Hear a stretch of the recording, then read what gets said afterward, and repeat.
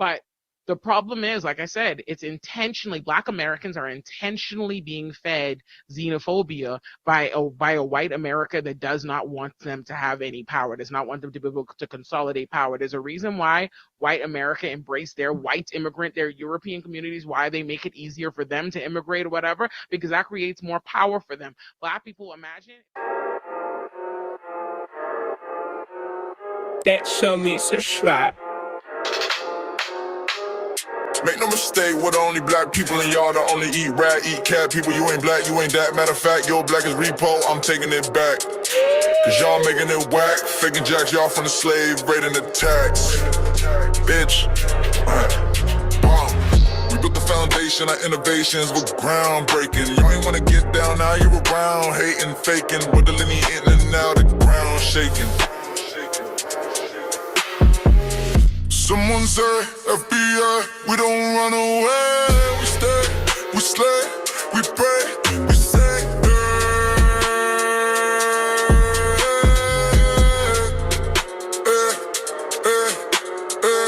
Someone say, FBA, we don't run away.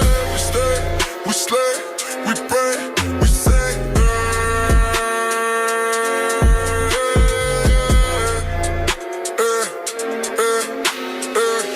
Make no mistake, we're the only black people and y'all the only eat rat, eat cat people. You ain't black, you ain't that. Matter of fact, your black is repo, I'm taking it back. Cause y'all making it whack, faking jacks, y'all from the slave, raiding the tax. Breaks, pause, pause. We built the foundation, our innovations were groundbreaking. Y'all ain't wanna get down, now you're around, hating, faking. With the lineage eating, now the ground shaking. Someone say, FBA, we don't run away. We stay, we slay, we pray, we say,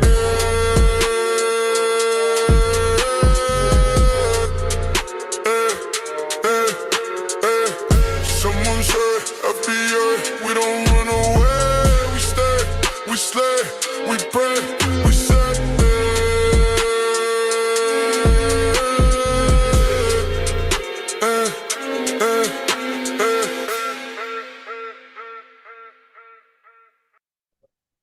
Peace to the family, peace to the lineage.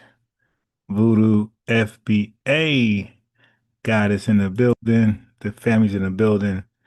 Saturday night, I understand people got plans with the family, got plans with the significant others. I dig all that. Yeah, see what I'm saying? Matter of fact, while we're waiting for more folks to come in here, let's run that back. Y'all mind? Let's run it back. That show me subscribe. Make no mistake, we're the only black people and y'all the only eat rat, eat cat people. You ain't black, you ain't that. Matter of fact, your black is repo, I'm taking it back. Cause y'all making it whack, faking jacks, y'all from the slave, raiding the tax. Bitch. We built the foundation, our innovations were groundbreaking. Y'all ain't wanna get down, now you're around, hating, faking. With the lineage in and out, the ground shaking. Someone say, FBA, we don't run away. We stay, we slay, we pray, we say,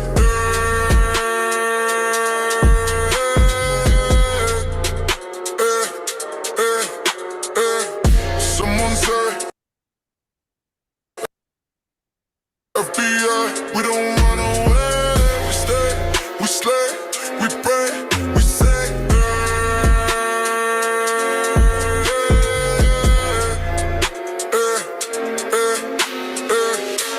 mistake, we're the only black people and y'all the only eat rat, eat cat people. You ain't black, you ain't that. Matter of fact, your black is repo, I'm taking it back.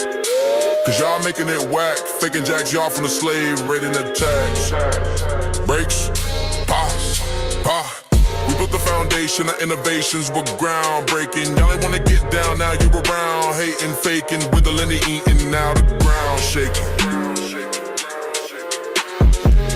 Someone say, FBA, we don't run away. We stay, we slay, we pray, we say,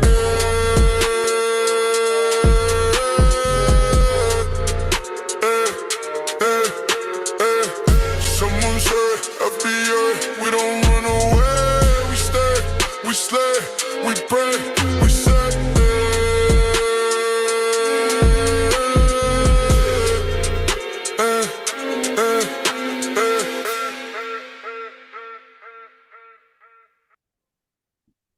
Yeah, family. Oh, whoa, whoa, whoa, whoa, whoa, whoa. Relax, Scrappy. Relax. Okay. Anyway, I really ain't look at it like that. That, until I seen the parallels, to see what we're doing. Sometimes when you're in the moment, you don't understand the moment. And I'm like, you know what? I'm reading the signs on the wall. I'm like, you know what? Hold on. I said we are, let me turn it down a little bit. I said we are literally our self-identification.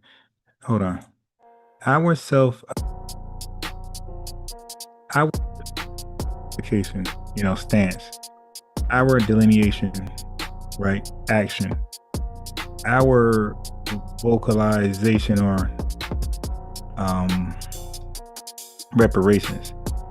I'm like, you know what? We are literally the modern day version of the civil rights movement. We just don't understand that because we're in the moment and we don't think this is as big as it is. But you don't see the hate that we're getting. I just drew so many parallels of the hate we're getting is the same hate that Dr. King Jr. got. The civil rights movement folks got, Rosa Parks, those who say they're FBA. We are literally in the same position and it's growing. This is the beginning, but it's growing. We are in the moment. We're making history. We just don't realize it.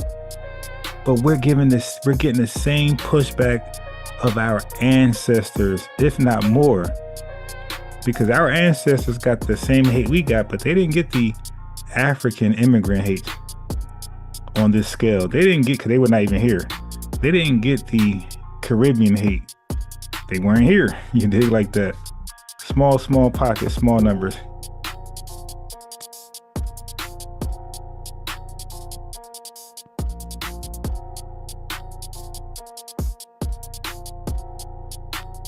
Yeah.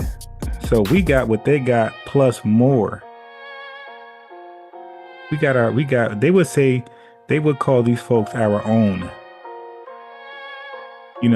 We expected opposition from white people, obviously.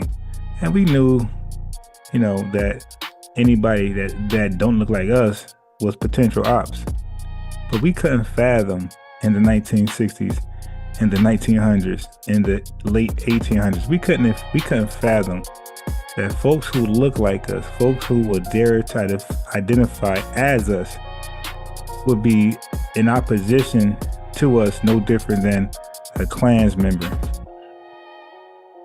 You dig? Our ancestors did not experience that. None of them. We are the first of our kind. But like I said, our great stance on reparations, this was not a stance that our lineage ever, took. We're the first to carry this torch as boldly and loudly as we're carrying it. You dig? Where you got politicians, you got presidential candidates, potential ones, actual ones, discussing, you dig, their question they get is reparations. That's big, yo. We are living in history. We are making history. Our talking points are in the mouths of president candidates, presidential. No, not you, Tether. Our talking points are in the mouths of presidential candidates. Pan-Africanists can't say that. Black nationalists can't say that. So there's a hate thing here. There's a jealousy thing. There's an envy thing here. White supremacists are mad that these important talking points are in the mouths of such powerful politicians, legislators, Congress, the House. Like I said, family, we are living in the moment and don't even know it. We don't know it to embrace it and to appreciate it. All of us are writing history now. Think about it, family. Our kids, our grandkids, our great grandkids are going to read about this. What we're doing right now, this delineation that was never seen before, this self-identification push like never before in this country, this powerful stance of reparations. This was never so loudly done in this country ever before. Our lineage is going to read about this, like how we read about Frederick Douglass, A. Philip Randolph, and even Dr. King. Some of us, old enough, probably met him or seen him in real life on TV. But what I'm saying is, A. Philip Randolph, ain't nobody meet him. We only read about him. Booker T. Washington, Robert F. Williams, you dig? We read about him and we appreciate them. Family, our lineage, our young youth in our lineage is going to read about this moment. This is big. We are setting a major precedent for our lineage to follow up on, even if we are unsuccessful. This is important. Just like Dred Scott was unsuccessful, but that led to 1863 enlistment of Foundation Black Americans to fight for freedom, fight to override the Dred Scott case. You dig? So L ain't an L. An L is a step for somebody else to take it further and make that thing happen. The Dred Scott case was 1857. 8 years later, everybody was emancipated from slavery. 8 years later. You see what I'm saying? So it takes a bold step from someone or many of us. But we gotta. Dr. Khalid Muhammad has said something.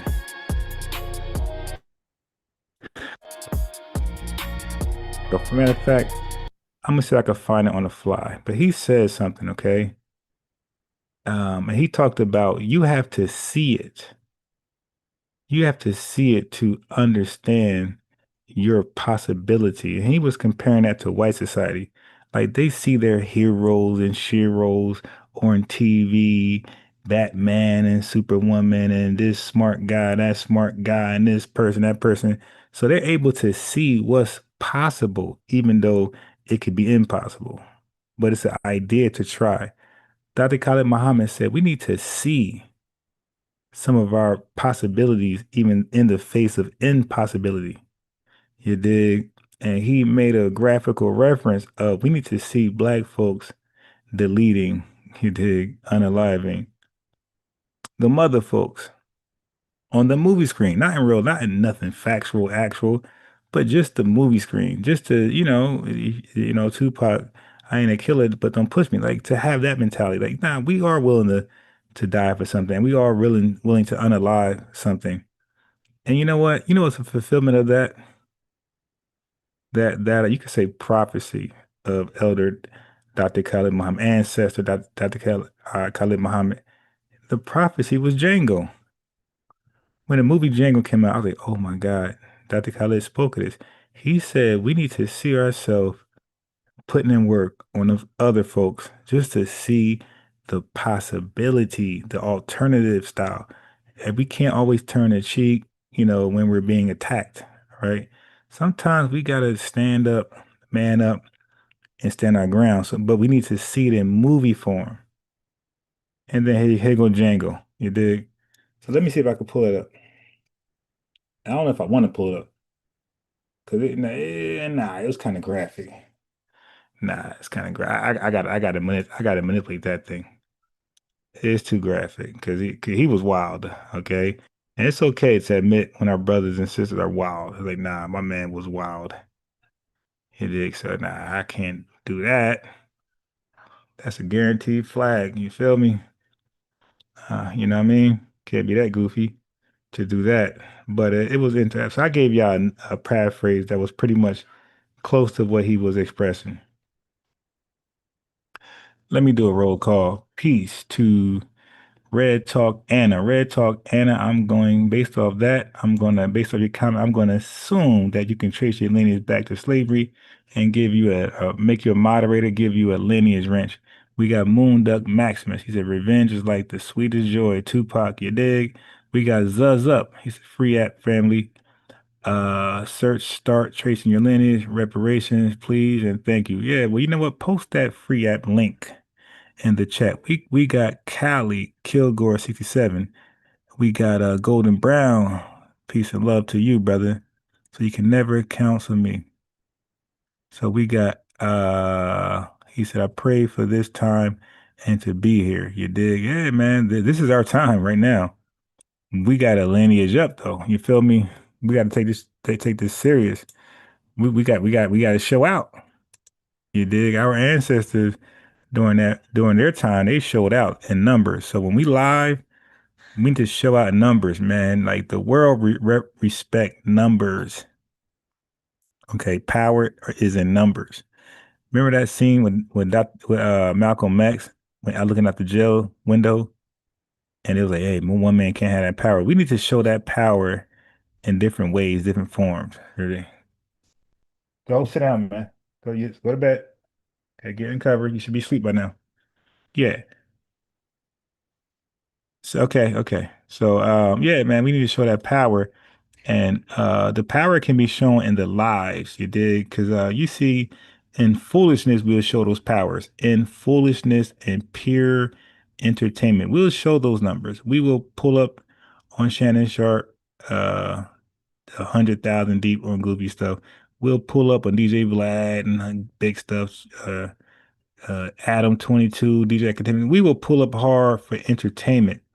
But when it's something serious, something that we claim we want to happen, something we claim we want to see in our lifetime, well, where's the numbers? 27 watching now? That don't sound like a group of people who are desperately trying to represent that they're serious about reparations, delineation, self-identifying like that. Yeah, folks ain't gonna take us serious. That's why they don't. You dig? But that's why I speak way stronger. DSB, I didn't see you in the super chat. Thank you. Much love for that, brother. That lineage love. Satchel Ohio. We got Aspiring Heights. We got Dale McLean. Nope. Mick. I need my glasses. Where my glasses? Over here somewhere. Hold on. I was trying to go without them. I'm one of those folks that are in denial. Hold on. Okay, I got them.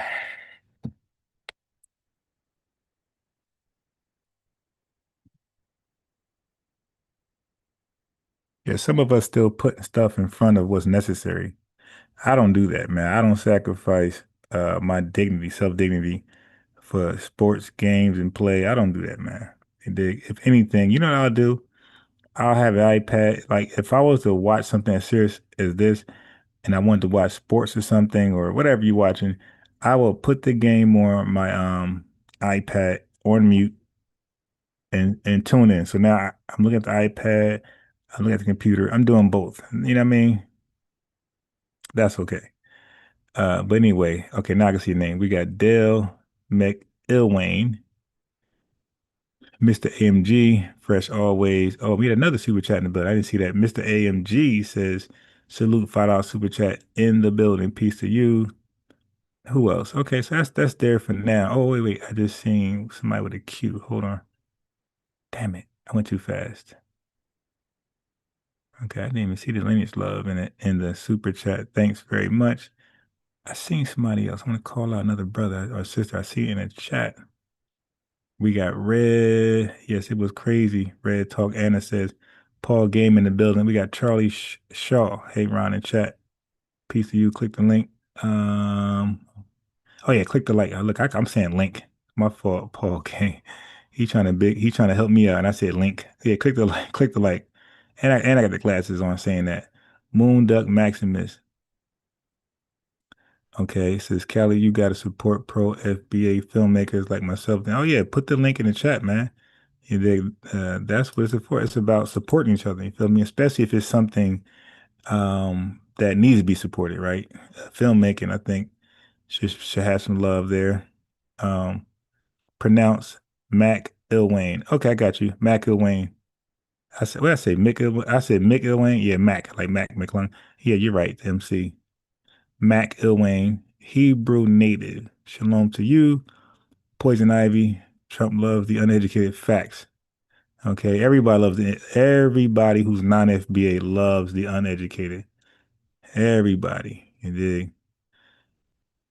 Okay, this is going to be an important show. Like I said, we are living in a historical time where we are writing history. We are literally writing history. So I'm gonna click that link. What's the other link? Somebody had another link with Apple. Oh, that was Zuzz up with that link. I'm definitely the app. I got you. Thank you very much. I like that for me, y'all, so I can get it popping. All right, I'm gonna definitely. So I got the app, the family search tree. Oh yeah, all right, that's cool. All right, I'm gonna download that. Okay, so let me go ahead and show the brother Moon. Moon. First of all, let me get your name right. Moon Duck Maximus. Right, he has the FBA versus the Globe search. Shit. Okay, there we are.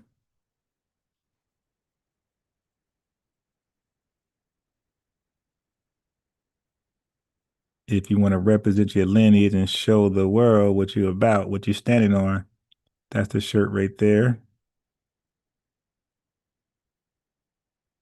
I'm guessing somewhere on this link that I clicked will have a way. Let me subscribe. Will have a way to order. I'm guessing somewhere on this baby. He'll let you know. But that's Moon Duck merch. You dig? That's a hot logo. Amazon.com. There you go. Amazon.com. Amazon and / Moon Duck merch. There you go. So that's what these platforms are supposed to be about. They're supposed to be about not just me receiving super chats and cash apps. Also, family got some merch, family got some services and products. I use the same platform to represent, show it. You dig? Show love back to those who show love to the channel. That's what it's about, family. Reciprocal love. And they not a thing, not a thing, not a thing. Got to show love back to the family. Okay.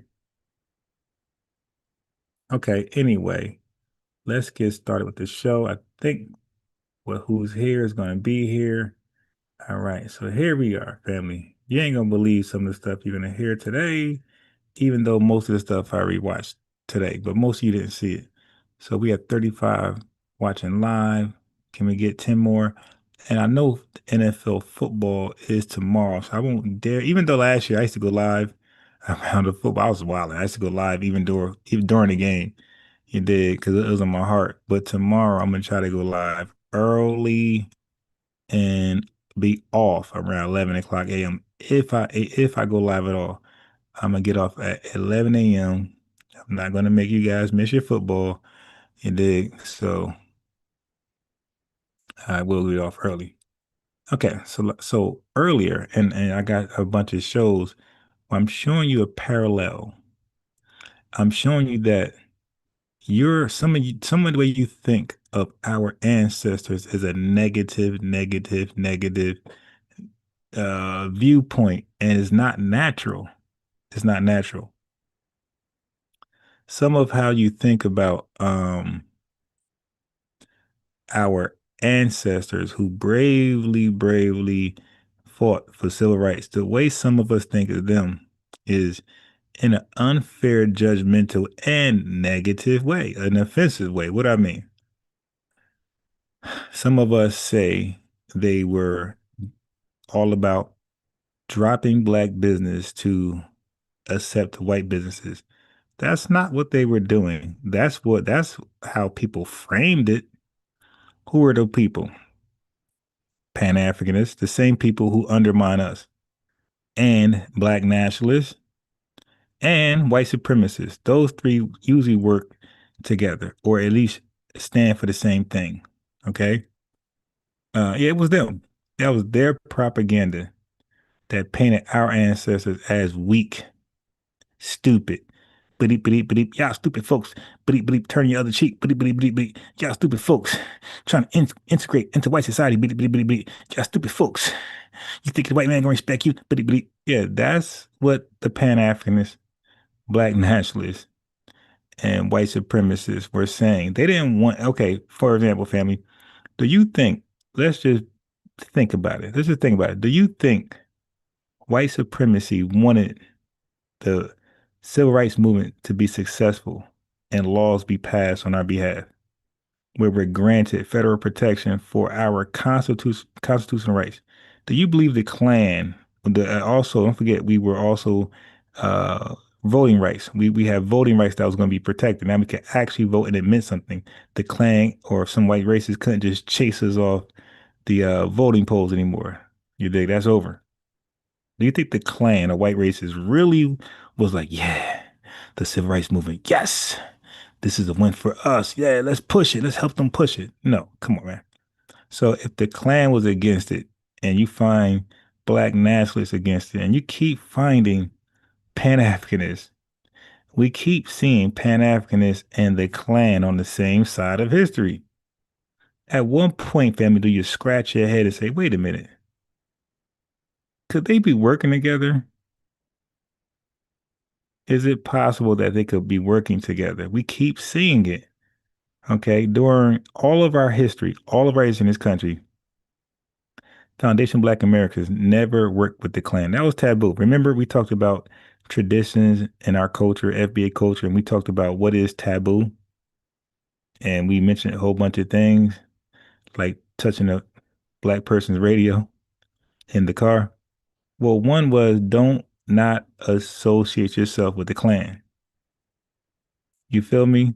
So that's was clear to us because the Klan was single-handedly responsible with destroying our lives. You dig, our livelihoods as well. So let's go back to the Civil War. Once the Civil War ended, we were emancipated and we were given birthright citizenship. And then here comes the Freedmen Bank, here comes the Freedmen Bureau, and we're trying to level up. And then there's a period called Black Reconstruction, where we're in Congress, all these political positions, and we're running our cities. We're producing Black Wall Streets in Tulsa, Oklahoma, and Durham, North Carolina, and Roseville, Florida, right? Doing great. Once the Northern Unions pulled out, here comes a group formed called the Klan. The Klan single-handedly destroyed Black Reconstruction. So why the hell would we ever do anything with them? Why would we ever think, hey, we could work with the Klan? They destroyed Black Reconstruction that ultimately had a domino effect that led to destroying Black Wall Street and all the Black Wall Streets and urban renewal and white supremacy just went crazy. The Klan could be single-handedly named for starting Jim Crow. The Klan bombed the church, right? I ain't gonna talk about that too much, but the Klan terrorized us like nobody ever did in this country. So the Klan, it was taboo to ever associate ourselves with the Klan. We were Black civil rights activists. That's what we always were because we didn't have civil rights. We didn't have civil liberties, right? So we always fought for that. We always demanded that. And we were starting to weigh down these damn white folks where we're starting to make some noise, okay?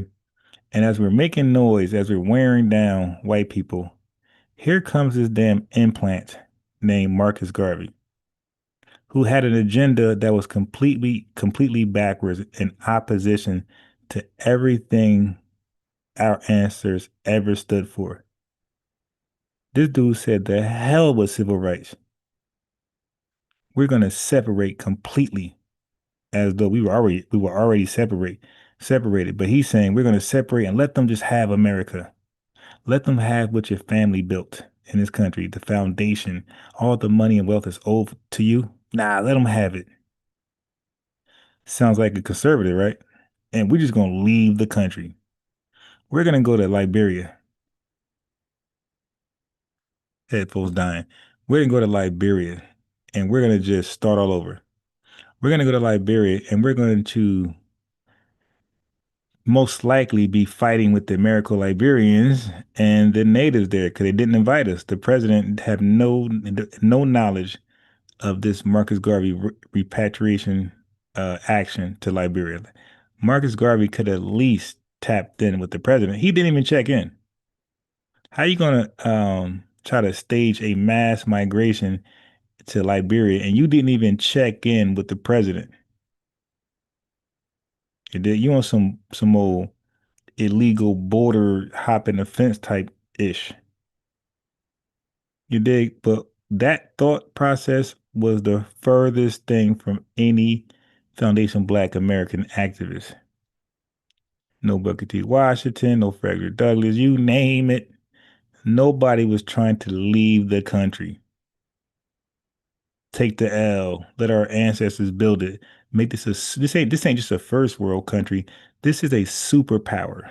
This is the mightiest country in known in world history. And we're gonna leave this and go to Liberia to start all over and fight with the people who are already there in politics. That's Garvey. He couldn't get it popping because nobody was like, "Yo, you bugging." Nobody on that. We're gonna stick with civil rights. He got mad and said, "I'm gonna show y'all." He met with the Klan. You know, the taboo action that you don't do in Black American societies. He met with. That's how off cold this fool was. He met with the Klan for funding. So we like, are you serious? Hold on, let me take my headphones off. The battery's dying. Hold on.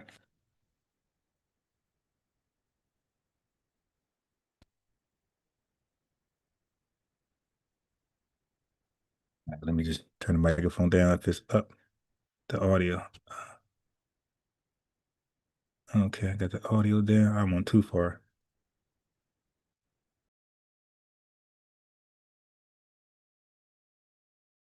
I don't went too down. Hold on.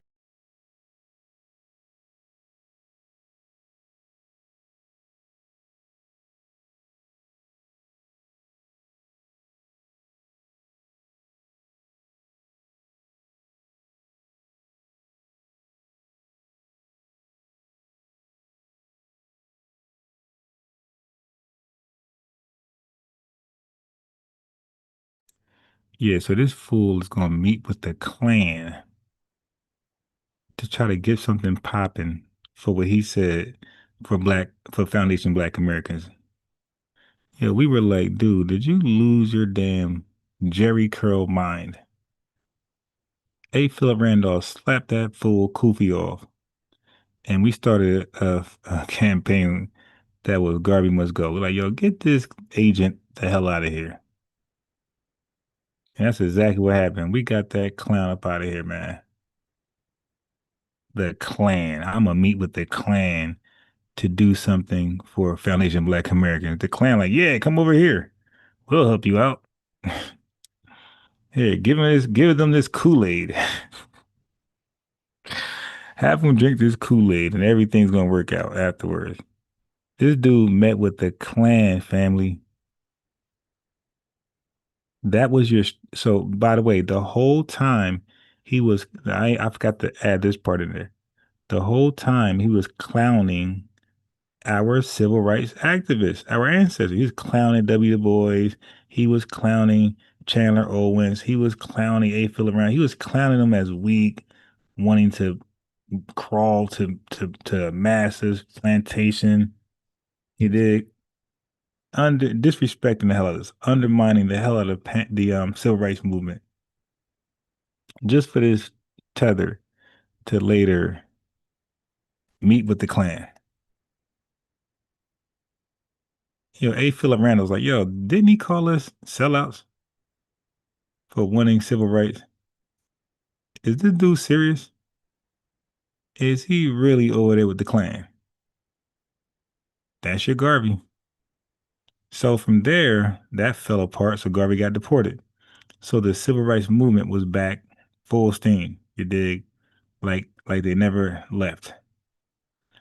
Okay, so we're gaining ground. We're tiring out white supremacy internationally. The world's looking at us. Everybody's looking at us.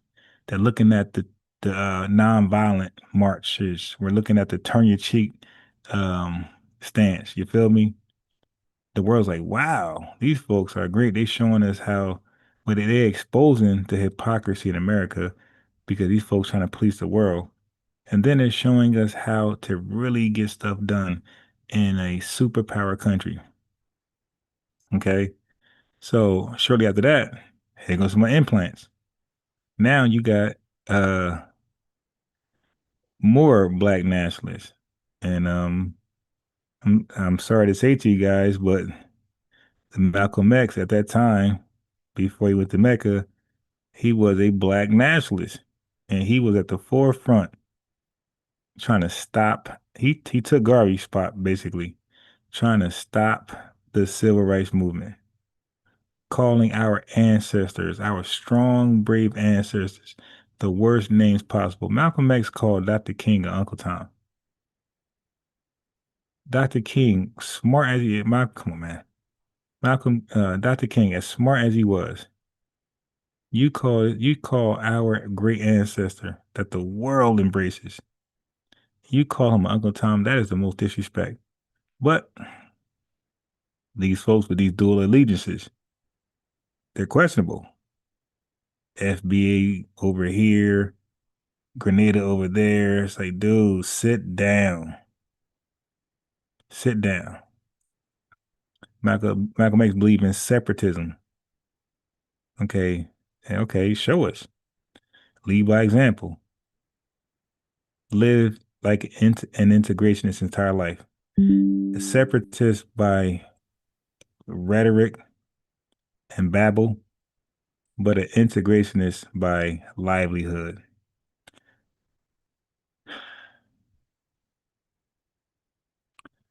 Then he went to Islam, and then he went to Pan-Africanism, a nothing burger, and kept on trying to undermine the civil rights movement. That is Malcolm X's history. He did great things in between, but overall, mm-mm, mm-mm. He tried to stop us from gaining civil rights, from gaining voting power. That's your boy. That's your boy, man. Okay. He tried to stop us from federal protection. So the thing about white supremacists, they don't like federal protection because, like Dr. Claude Anderson, the few times that when white folks felt like they had us down, it was the government who stepped in and eradicated them. The first time was the Union, right? With the Civil War, that's the government, and we eradicated those roaches.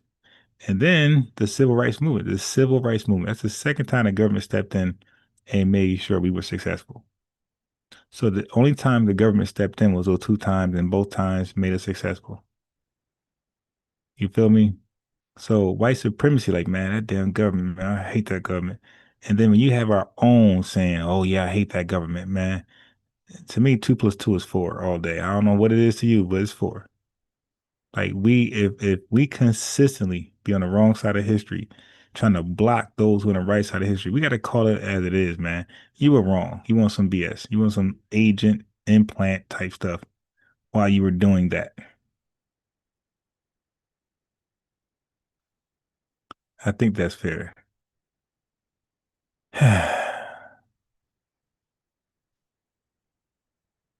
All right.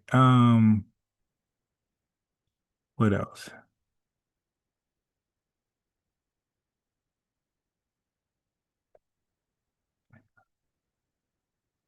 Yeah, white supremacy, man. That's all that was.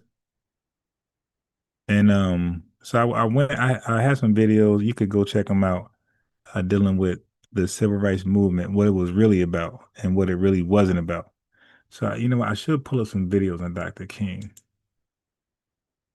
because people take that burning house video out of context too often. Okay, but let me see. I wonder if I still got the clip. Okay. I know most folks ain't see this right here. Most folks didn't see the making of the civil rights movement with Dr. King and some other intellectual, smart FBAs in the room. Let me see. Shit, I'm Malcolm X.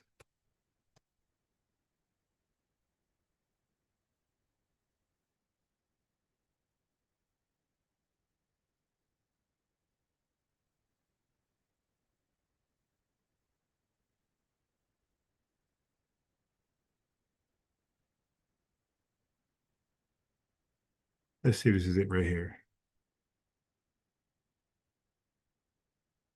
He was in a room, family. This was a dope build. That's not it. I'll play that right there. But he was in a room.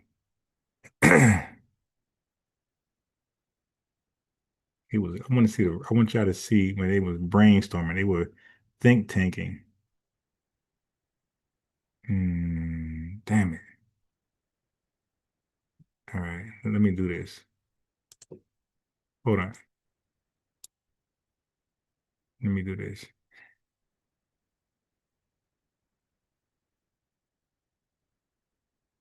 Hold on.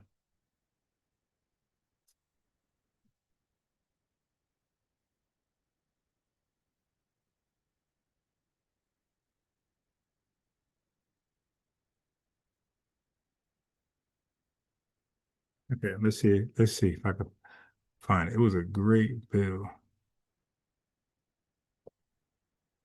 Nope. I saved it somewhere. I hate that I can't find it.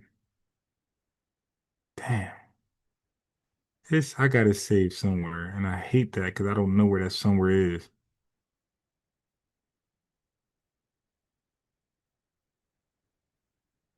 Hmm. Damn it. I'm gonna try one more search and I'm gonna give up.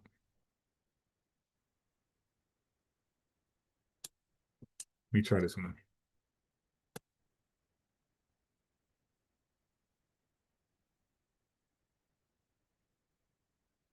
Nice. Let's see. Is it?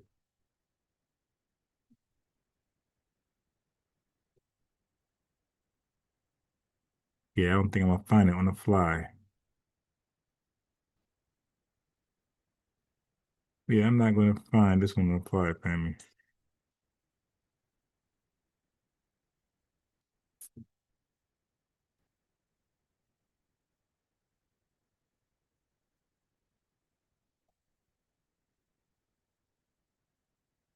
Mm-mm. I'm surprised this ain't flooded all over the internet. Okay, all right, whatever. I feel bad I'm not able to get that.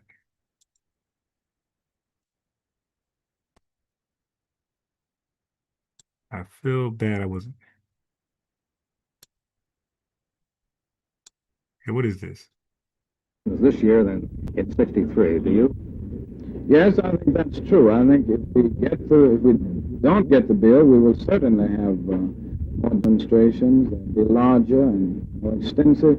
But even if the bill passes, as I said, we will have demonstrations around the whole Yeah, I'm gonna play question the of anthem in a second. implementation. And I think this will probably be the hottest summit in civil rights that we've ever had. I think it's very significant to notice that Malcolm X now says that he will support civil rights organizations. Okay, so he said Malcolm X said he now will support the civil rights movement, which is great. Thank you, Malcolm. Appreciate that.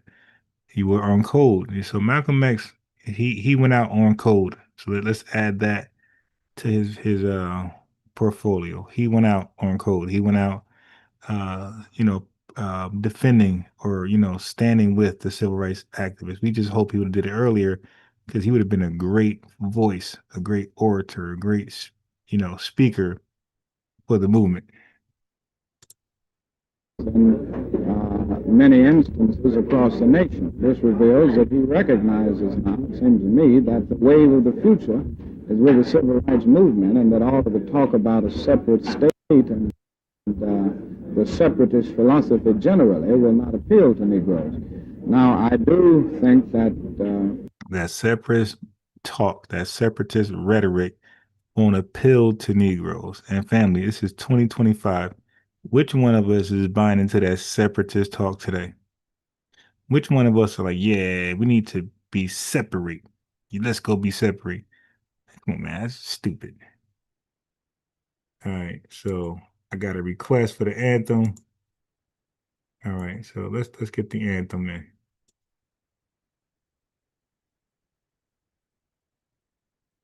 Make it easier for them to immigrate or whatever. All right, because family, that the feels anthem, more powerful FBA national black people. anthem. Imagine that, show me, subscribe. Make no mistake, we're the only black people and y'all the only eat rat, eat cat people. You ain't black, you ain't that. Matter of fact, your black is repo, I'm taking it back.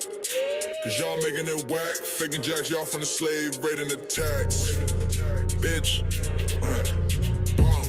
We built the foundation, our innovations were groundbreaking. You ain't wanna get down, now you around, hating, faking, we're delineating and now the ground shaking.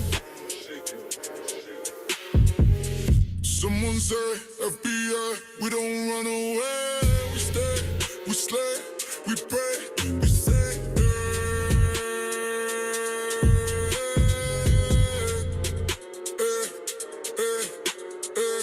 Someone say, FBA, we don't run away. We stay, we slay, we pray, we say.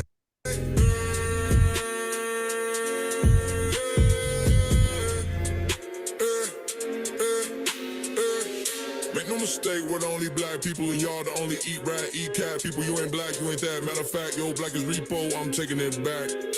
Cause y'all making it whack, faking jacks, y'all from the slave, raiding the tax. Breaks, pause, pause.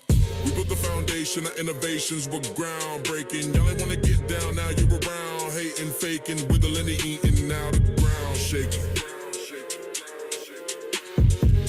Someone say, FBA, we don't run away. We stay, we slay, we pray, we say.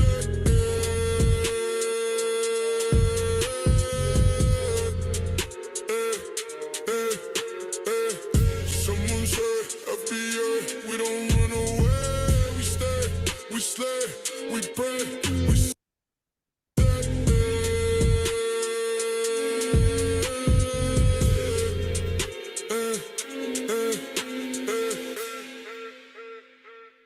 Thank you, family. So that's the FBA national anthem. I like it. It's an up-tempo song. You're really very inspiring, very encouraging, motivational. Okay. Let's get to why we're here. So we ain't gonna stay up too much longer. You feel me? All right. Yeah, facts, Callie. The anthem is really, really dope. It's doper than what I ever imagined. Thanks to you guys. I really ain't noticed that. When I did it, I'm like, this is just, it was just supposed to be a cool intro for that one video. It wasn't supposed to be something I played after that live. You feel that live feed.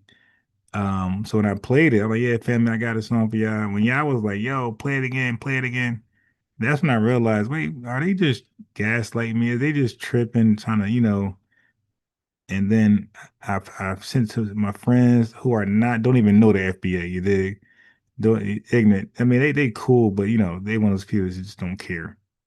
When they was like, yo, that's hard, then with the chat, I'm like, okay, I'm on to something. All right, I got a banger. Okay. The family. You about to hit women and men, all immigrants, either from the islands or somewhere in Africa. All right, they're gonna say some hateful, disgusting stuff towards our lineage. Okay, so viewer discretion advised. Let's go. And I'll be debunking it.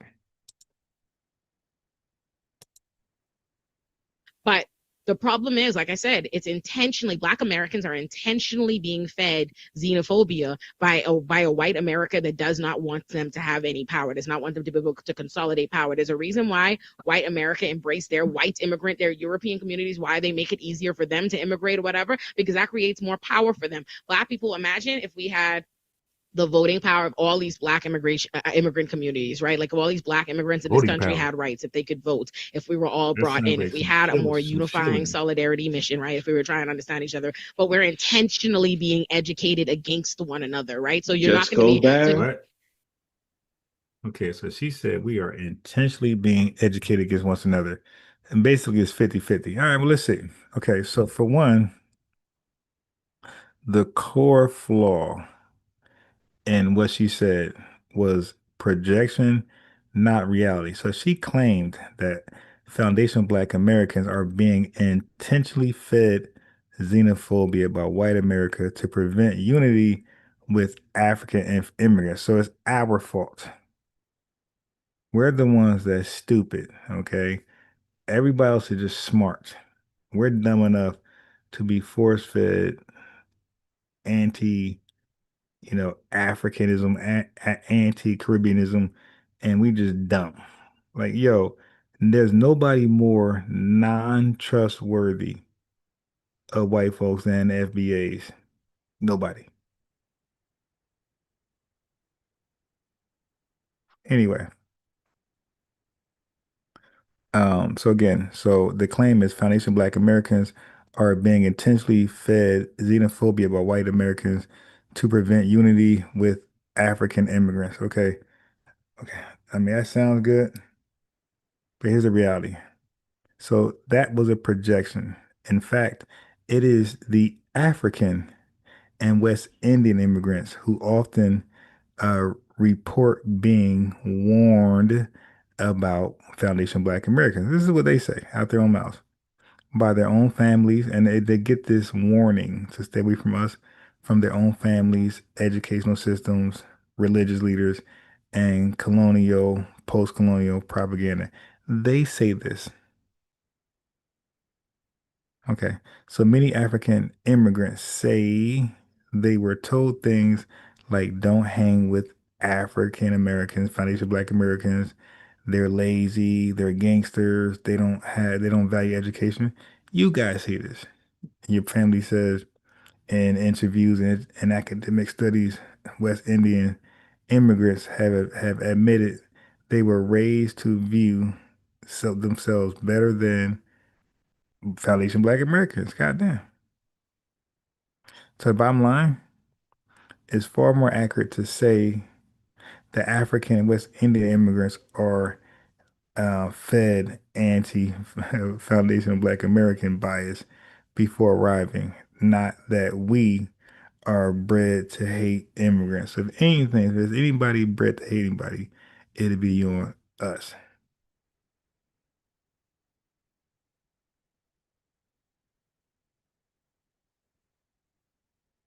Go. Okay. Anyway, so white America made it easier for you. This is what she said next. She said white America made it easier for European immigrants, but not for black immigrants, and black Americans should unite with them. Okay. So the reality is Foundation Black Americans spent centuries fighting for rights that immigrants all of all backgrounds now benefit from. Our fight now immigrants benefit from our fight. Okay, so civil rights movement, 1964. Black-led pressure, immigration and nationality of 18, what's that say? 65, which allowed African immigrants or African immigration in the first place. That's Act of 1965. What's that say? God. Hold on, Fanny. This glass is a little foggy.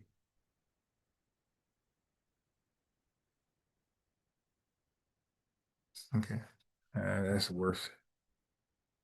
Shit. Yeah, I made it worse. Hold on. Might have made it. That's no. Reading glasses is worse.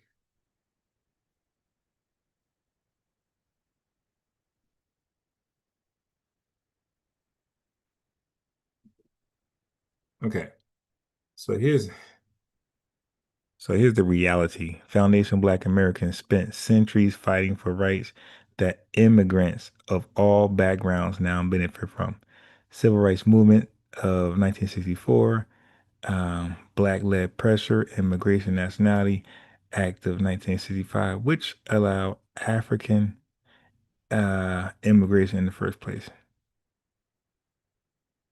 I think it's supposed to say in which it didn't, but I'll leave it like that. Affirmative action, voting rights, and desegregation all led Black Americans, all led by Black Americans. I think that's just a chicken story. Okay, so hold that. No. Okay. Okay. All right. Okay. So again, all immigrants benefit from what we fought in this country, starting with the Civil Rights Movement of 1964, Black-led pressure to Immigration and Nationality Act of 1965, which allowed African immigration in the first place, Affirmative Action, Voting Rights Act, desegregation, all led by Black Foundation Black Americans. No immigrant group, not Irish, Italians, Jews, West Indians, or Nigerians, fought to integrate American schools or stop lynching or desegregate buses. Those were foundational Black American led sacrifices. The bottom line, many African and Caribbean immigrants walk through doors that Foundation Black Americans built, and then they blame Foundation Black Americans for not already being inside the house. Okay, so the false parody, we don't share the same origin story. Claim we have the same experience, we're all Black, so we must unify. Whatever. In reality, African Americans are a distinct ethnic group forged from slavery, Jim Crow, and centuries of systemic oppression unique to the U.S. African immigrants come with national identities, Nigerian, Ghanaian, Somali, and often have pride in their lineage. Something stolen from Black Americans. Okay, so the Pan-African rhetoric of "we are one" becomes shallow when Africans reject the identity struggle and the lineage of Foundation Black Americans, especially FBA DOS.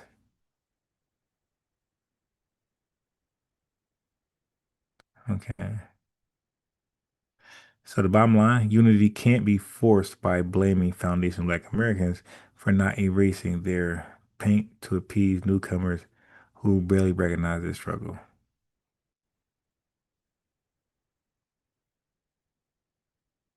Okay, so let me go in. Let me get to play a little Umar, get a little Umar comedy, and I'll be right back. Let's get a little Umar comedy.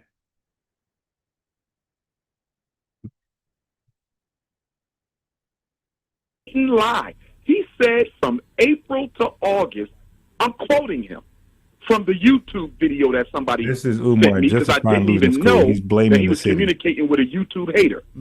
He said, quote, from April through August, multiple follow-up attempts from the finance department regarding the outstanding fees. Baba, we heard from nobody. Did this guy say Baba? Like he actually respects somebody else's opinion. Like he's gonna yield if Baba said, "Hey, Umar, man, just get the folks back their money." Like Umar don't think nobody's bigger than him, not even Baba. At all about anything from the city of Wilmington from March the 7th until August the 8th. 5 whole months. Well, would that be defamation? And a lot of people, not a lot, but some people have asked me, what about your legal counsel and advice? What have they been saying? I'm working on that. And the reason I'm working on that, Baba, is I don't think this is going to stop until we push back. I think they're going to continue to play games with us. I think they're going to continue to be hostile towards us. So they're going to continue to play games with him. So this is his permanent. So just drop the mission then, bro. If they're going to play games, then you can't stop it. Then drop the mission, man. That means you won't be able to deliver, which we already know. But you're just setting up excuses, permanent excuses. They're going to continue to be negligent towards us, and they're going to continue to discriminate against us. So, okay, so here's more excuses right here. This is Pan-Africanism, ladies and gentlemen. that was on the school building? Yeah. I think it was the sheriff's name. But remember, the sheriff just do what they supposed to do. You see what I'm saying? Right. They get orders. Sheriff just do what they supposed to do. Even with the Secretary of Finance, I don't hold her to accountable, Baba, because she just does what she's supposed to do. I just took issue with the inaccuracies in her email where she said that she told me they had started the process, and she did not say that. She said it had not started yet, and I got the email to prove it. She also said that her boss told me we couldn't do a payment plan because the schools have been vacant too long. That is not true because she gave me a payment plan. She sent me a payment plan. Okay, so Umar, what happened to the lawyers that you had on deck Then you have Brian Still and the Dream Team to look into this. Come on, man. Like, the lies got to stop. That was on the school building? Yeah. I think it was the sheriff's name.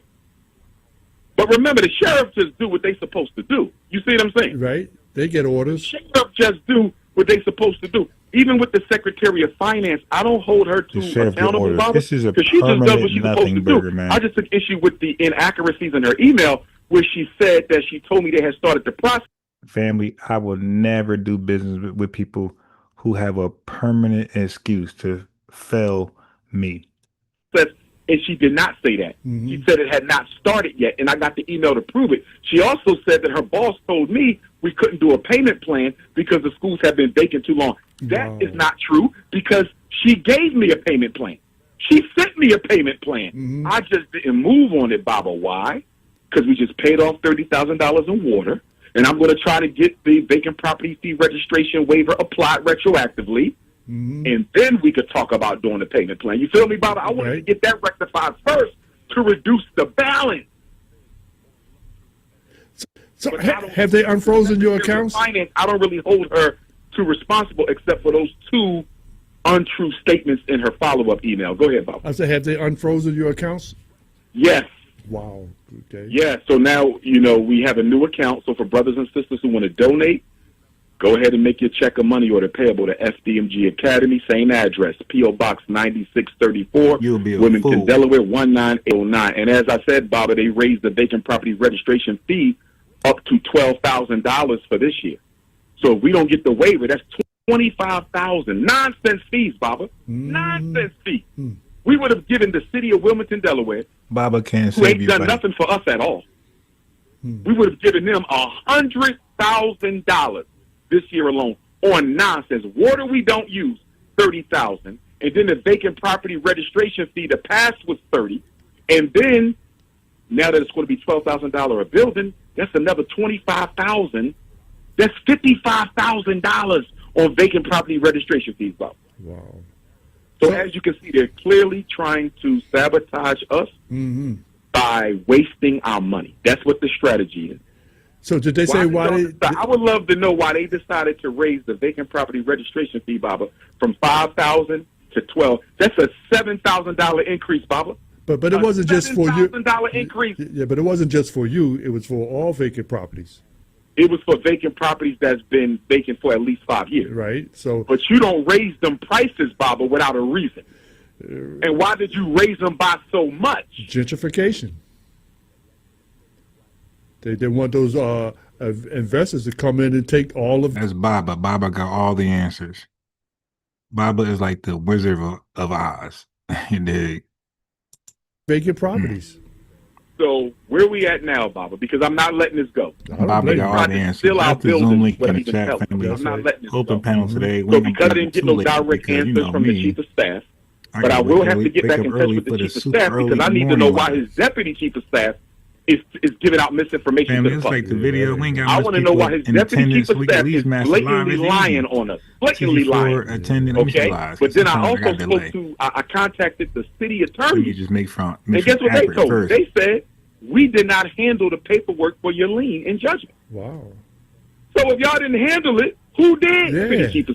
So they said I got to get in contact with another office. So Baba, I mean, this is what I'm going to do. Let me tell you what the vision. Here's the vision. I think we're going to have to sue the city. But we're good. I do not think they're going to stop with the discrimination. I don't think they're going to stop with the negligence. I don't think they're going to stop with the hostility. So if they're not going to stop, then it's a failed mission. Abort. You must abort. I think we're going to have to sue them. And I think we're going to have to protest them, too. I think we're going to have to march on them. I don't see them stopping this because you're dealing with Negroes. You're dealing with Negroes who don't want me there. Now, I'm not talking about the people now. When I talk about the city, I'm talking about government. I'm not talking about the brothers and sisters in the community. They love us. We got nothing but love. Of course, there's a couple of haters in every city. Yeah. Yes, I got some haters there, obviously. But the general community, they support and love us. They donate to us. When I talk about the city, I'm not talking about the people. Right, I'm talking about the government and the Negroes in the bureaucracy who are intentionally trying to sabotage us so we never open up because they don't want me there for their own personal reason. Maybe it's because I'm from Philadelphia. You know how that small town thing goes. Some of them feel like we don't need them here. let's sabotage. Others because they don't like what I stand for, what I believe in, whatever, or maybe they just black bourgeoisies with an uppity Negro whitewash attitude. I don't know what it is, Baba. Negro peers. Nothing but hostility from the city government since we bought the school. Let me go back. Let me go back. Okay. Remember the festivals? We did 2 festivals. Yes, I got my festival shirt on. The first festival, Baba, do you know it almost didn't happen? Because the secretary for special events, just like the secretary for vacant properties, was not returning phone calls. Wow. Same thing. We had to get an attorney. Wow. Our attorney in 2021 had to call the city attorney for Wilmington, Delaware, and ask him, why isn't this woman giving us our special event permit? Our festival is in 2 days. Wow. Where is our permit? We filled out the paperwork. Yeah. Dragging us, she's dragging us, she's dragging us. And it was the city attorney, Baba, who forced the secretary for special events to process our payment. Process our paperwork. Guess when we got the letter? Guess when we got our permit for the festival, Baba? The same day, that morning. The day before. Yeah. If we didn't get that paperwork Friday, we would have had to cancel the entire festival because that woman wanted to sabotage us. So wait a minute, Baba. Let's go to the next year. Festival 2022. It happens again. Remember, she told me that somebody else has already taken out a permit to have a festival in front of your school on your day. Remember that, Baba? Wow. Yes. So who was that? Did they say who it was? Already requested a festival in front of your school. She said at this address on this day. Wow. And I asked her, who in the hell is going to ask to have a festival in front of FDMG? Baba, we don't have no neighbors. We're the only people on the block. I've been there. That's right. We're the only people on the block. So who is asking to have a festival in front of our school on the same day as us? It had not even been advertised. She never answered the question. Wow. She never answered the question. Wow. So guess what, Baba? The city attorney. See, y'all gonna make me write your name down. See, do I gotta add somebody to the book of Negroes tonight?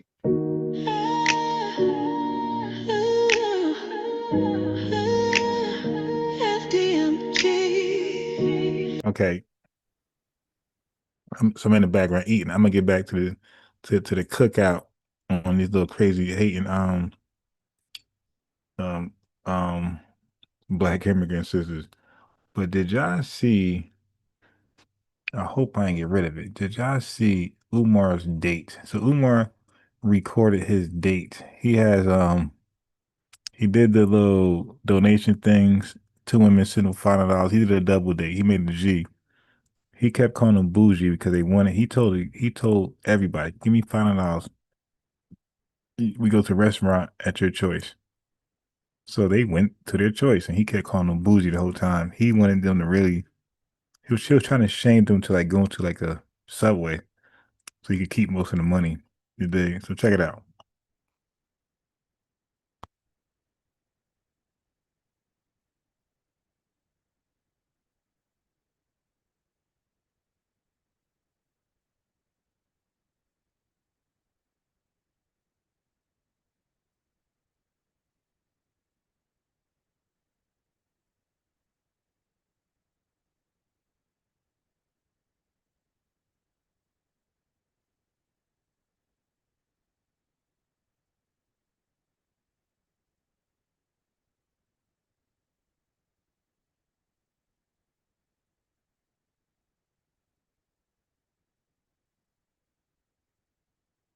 This is hilarious. Last video, and I'm gonna get back to where I was.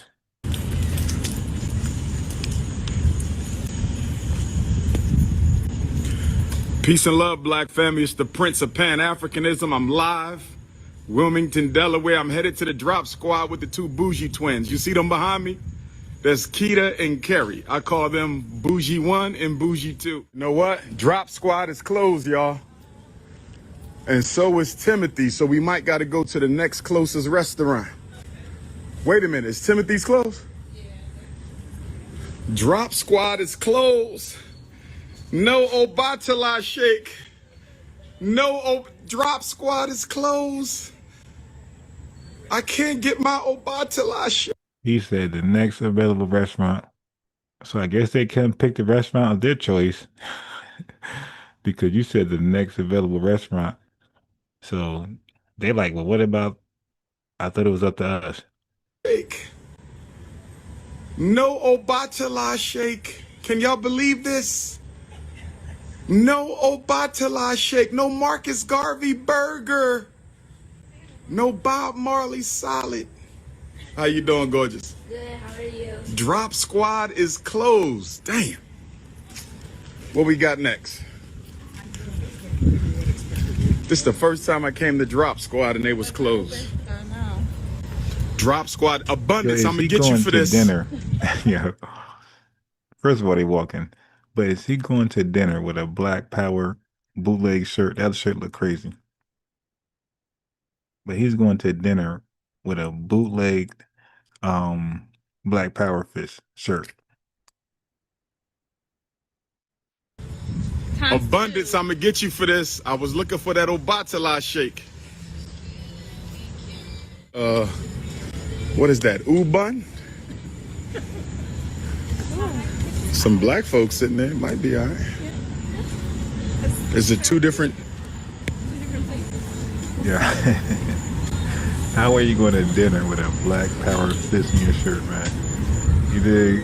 Like, yo, you will get special sauce in your fries for sure. It's a Thai kitchen. We can mess with that, right? I want to sit outside or inside? Doesn't matter. I think I want to be outside, but I'm gonna leave it up to y'all. We can do outside. You want to do outside? Yeah. Yes. All right. Thanks. What y'all thinking? One of those and I add a chair? Yeah, perfect. Okay. Which one? This seems like it's calling us. Oh, Lord. Thank you. Thank you. You guys enjoy. Where you want to be, Keith? All right.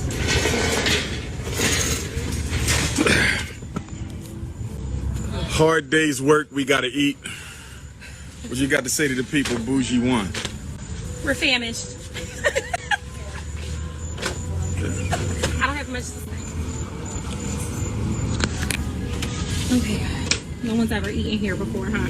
I might have once. I see they got a half duck.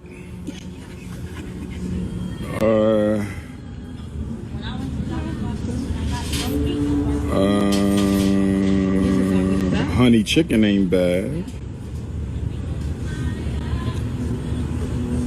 Kahuna chicken ain't bad.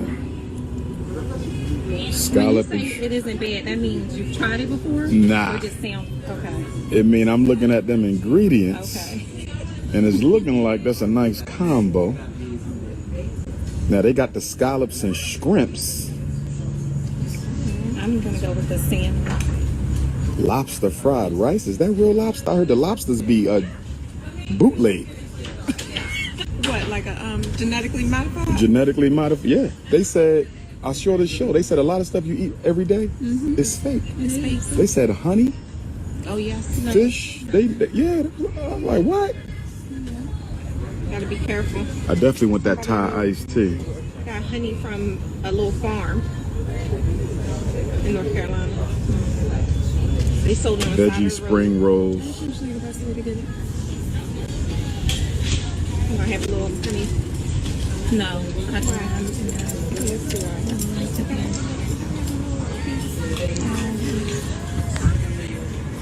Okay. You want to come over there? Absolutely not. Keita, you're insane. Scrimps. I'm from North Philly. Scrimps. You getting some? Yeah, I'm gonna get the same.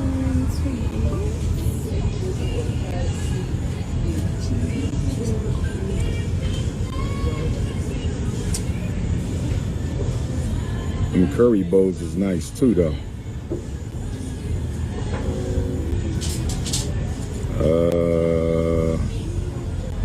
Potato, carrot, bell pepper, beans, pineapple. See, they don't have any. And they just sit here.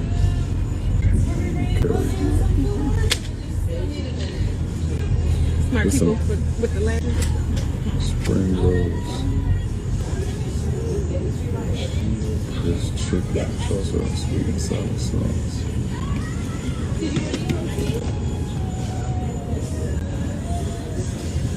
And shrimp. What are you getting?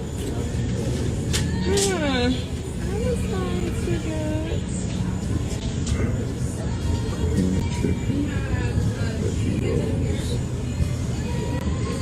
Give me a ginger ale. I'll start beating people the fuck up. ginger ale. That's what he be drinking. Y'all don't drink no soda? My dad. No. We were just talking about soda. You don't drink? If it's the only thing that drink.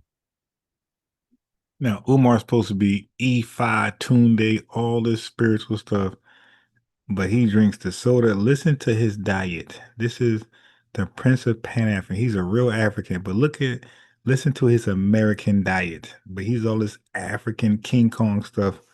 Listen to this, family. So first of all, the soda thing, but look what else. And he's supposed to be the top African. Listen. Give me a ginger ale. I'll start beating people the fuck up. Ginger ale. That's what he be drinking. Y'all don't drink no soda? My dad. No. We were just talking about soda. You don't drink? If it's the only thing that drink. You don't drink soda at all? Get out of here. I might have ginger ale here and there. So what do you do besides water? I do iced tea. She do tea. I just drink water. But I will drink a Sprite. I need a ginger ale. I can't live without that. I need ginger ale. I need Haagen-Dazs, coconut, pineapple coconut. And I need my zebra cakes from Little Debbie. You hear this guy? All due respect. When I go to Africa, King African I pack a case of ginger ale. With that. Because African ginger ale tastes different. Diet. Shout out to my African brothers and sisters. Can't wait to see you next summer. Nigeria, I'm coming. But listen, I pack my ginger ale. Do you like the bowl? That new ginger ale? No, it's nasty. The best ginger ale is Seagram's and Sweeps. Sweps? What? How do you say it? Because is it Sweps or Sweeps? You're not making it up. Is it Sweeps? And I take a case of ginger ale, a box of Little Debbie's, zebra cakes. I can't take the ice cream though. When I go away, I take Quaker's strawberry and cream oatmeal, cappuccino, and French vanilla cream. Did y'all hear this bougie shit? Did y'all hear this bougie shit? Every time I travel. And I've been a lot of places. I always have it. This dude is 50 years old, talking about he eat Debbie zebra cakes. Like, come on, man. Fix your life, bro. You too old for that stuff. In my suitcase. Oatmeal creamer and cappuccino. She ain't named no snack. Oatmeal. Oatmeal is good for you. It takes away your cholesterol too. And it's a lifesaver when you get to those countries that don't have the food that you're used to. No, get used to their food. You have to bring the African out in you. I've tried. Y'all been to the continent? Neither one? Y'all should go with us when we go next year. Definitely. There's no Africa trip like a Dr. Umar Africa trip. You got newsy people, you got haters, you got cool people, you got people who don't know what to do. I love it. There's no trip like a Dr. Umar trip. I've heard a lot of stories. How long is the flight to? It depends on where you go. West Africa, you can probably get there in about 8 hours. East Africa. Now, he's going to reveal later that these two women are married, but he wants them to take a 19-hour trip to Africa with him. This dude is sick, man.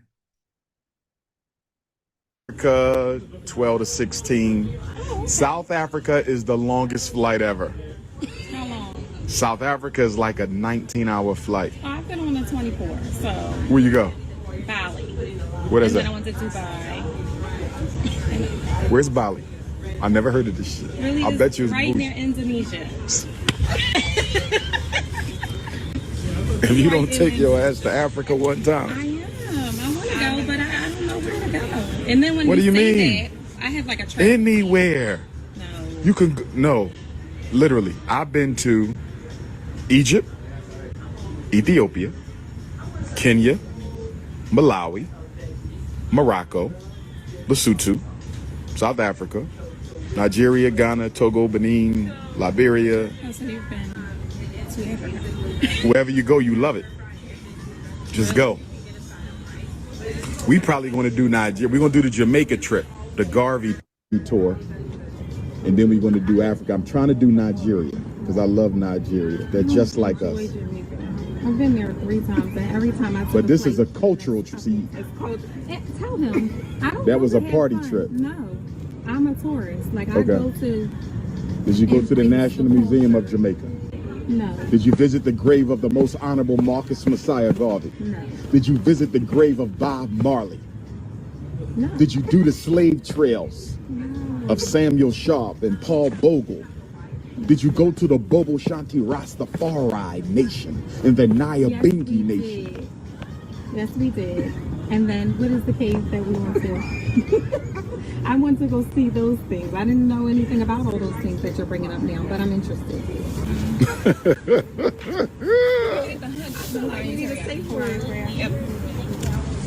I ain't say nothing wrong. See that? Look, they said we waiting here for him to slip up and say something. Look at that. See what they do to me? See what they do to Do you me? want any protein?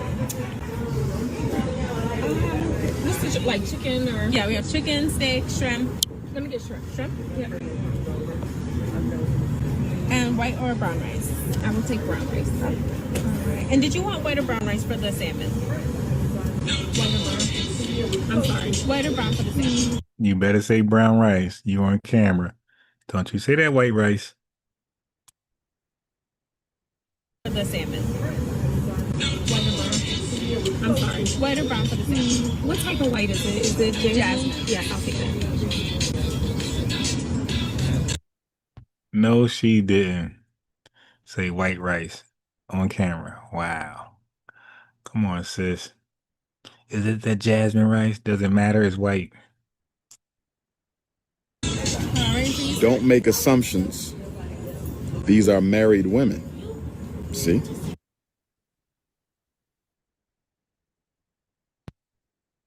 Player.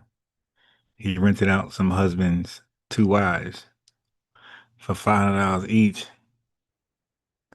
Actually, they paid him. They rented him out for $500 each. Interesting. All right, so now let's go back to where we were. Okay, let's go here. Before I go back to where I was, let me go here first. This came across my screen earlier today. That they used to teach about us mentally, saying we was unintelligent, we couldn't do this, even though even in 40 years removed from slavery, we built so much that if we would have had another 50 years, we would be on top of this place, which is what the white man saw, which is where the white supremacy come in, where now they would bring in the integration. Now, I don't know where you stand on Martin, but I don't stand with Martin because I felt like what his position was as far as joining us to the white man, that's not something we should have done because we didn't have any power to actually join the white man. I agree with you 100%. The thing is that most of us, did you know the Martin towards the last year of his life? It's too late by then, but I know what you're going to say. But yeah, he didn't know it was too late. But you know, he told Harry Belafonte, I think I'll integrate. Yeah. Does David Banner got a big old dashiki on? Yeah, rappers be out of touch, man. When they finally try to get woke, they be like 15 years late, man. What's going on? He is so behind. Nobody doing that dashiki stuff no more. Banner, listen, we're honoring and acknowledging our lineage, man. The whole dashiki thing, that's done, bruh. That's old news. And what happens is they take white supremacy takes the year out of your life that supports them the most. Exactly. You understand what I'm saying? And even in the the historical speech, you know, about the mountaintop, he if you listen to the end of that speech, he was talking about we need to financially change some stuff around here. My thing is this: I personally think integration was the worst thing that ever happened to black people. To me, family. He said integration was the worst thing ever happened. I believe him. He has a dashiki on. Okay, so as I exposed, they misrepresent what our leaders were fighting for on purpose, because they never was with it, because the civil rights movement was opposite. It opposed what Pan-Africanism was about. Just like FBA, what we're talking about, it opposes Pan-Africanism. So they think integration was the worst thing. Won't you ask David Banner about delineation? He's going to say that's the worst thing. How many African immigrants, how many people from the Caribbean tell us that delineating is stupid, is divisive? Same talking points, family. And guess what? Hopefully there are nobody in our lineage to buy into that the way we bought into what he's talking about. Hopefully there's no FBAs later down in life, 50, 60 years ago, looking back at this like, man, that delineation movement, that's a bunch of coon stuff. They want to be MAGA. They want to be close to Whitey. I'm telling you, you got to rethink with how you felt about the civil rights movement. It was hated for a reason. White folks hate it because we have to change laws, and the Pan-Africanists hate it because they felt like it was an American thing. They are anti-American. The civil rights movement was about embracing your inner American. You are strengthening your civil rights within this country. You are strengthening your 14th Amendment citizenship recognition. You dig? They find that as problematic, threatening what they want you to do, which is leave the country, or even if not physically, mentally. They want your mind to leave the country and fall in love with Africa. Okay, so the family, it sounds good because you heard it over and over and over without really rebuttals. But it's the same people. Most people who say integration was trash, if you ask them enough questions, they either a conservative, because Candace Owens think it's trash, which are coons, that's coons, or they are a black nationalist, coons, or Pan-Africanist, coons. Like, you won't catch somebody outside those three thoughts that's so against integration. Totally. Absolutely. Speech, about the mountaintop. If you listen to the end of that speech, he was talking about we need to financially change some stuff around here. My thing is this. I personally think integration was the worst thing that ever happened to black people. To me, totally. Absolutely. I agree with you 100%. The only thing was, once I did a comprehensive study of Martin and I think that's the reason why. I would love to see his notes on his comprehensive study. Like, dude, yeah, they be killing me with that. Stop lying. They don't comprehensive study. You watch a couple Pan-Africanist videos and you say, I know now. You dig? Stop it. They killed him. It's because he was making that switch. He was tired of getting his ass kicked. He was tired of watching his people burn. Right. And then imagine this, bro. Imagine realizing, and that's sort of what happened to me in my rap career. You go so far down and you think you're doing the right thing, and then you look in the mirror and not know who the fuck you are. Right. I think that happened with him. Absolutely. What you're saying about Martin towards the end, I actually agree with that, because he did say to Harry Belafonte he was leading him into a burning house. The part that I was focusing on was just to channel what you said about white supremacy. The thing you said was they cut the year out that was most important. So nobody focuses on that. So all we have is the Martin that had Bayard Rustin, who was the homosexual, that had the civil rights, let him beat you. So every time we go to actually rally and stand together and be family, you could fall for this if you want to. This is all Pan-Africanist clan babble. Set apart, which every nation in America can do that. The Chinese can do that. The Arabs can do that. And the Jewish America man supports that. They pushes it. They allow every nation. The white supremacy part about it is they allow a few things. You brought up some excellent points. They allow other nations to do what they won't let us do. And then the only one that they will let achieved that economic wealth, so to speak, is the one that will sell his ass. Wretchedness that they used to teach about. All right, yeah, family. Yeah, fall for that Pan-Africanist black national rhetoric if you want. It's a nothing burger. The same rejection they have with the family. Find me somebody who's non-FBA, who does not acknowledge our lineage. Find somebody who's against FBA ideology, and find somebody. I guarantee you, they're also anti-civil rights movement. Like, the patterns usually connect. Okay, the people who are most against the civil rights movement of our ancestors before. See, they try to limit. See, here's the thing that's unfair too. They try to limit the whole civil rights movement just on Dr. King. What about those during Garvey time? You dig? What about those during Black Reconstruction? What about the Frederick Douglasses? You dig? The civil rights movement was not just Dr. King. You dig? We're 40 at that time, 20-something million deep. Many people had different views. Everybody had to share the same view. That's why I'm trying to find that think tank with Dr. King and a bunch of other civil rights. Maybe because I put Dr. King name in the title, I shouldn't have done that. Let me just put civil rights leaders.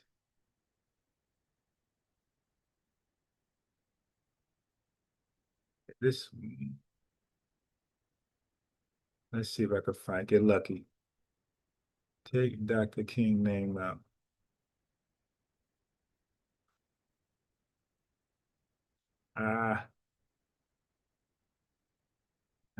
Nope. Lyndon Baines Johnson. Let me see.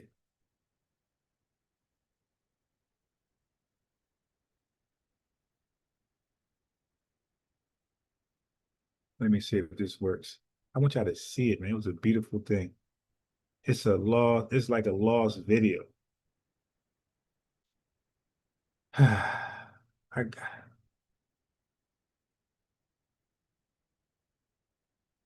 got it.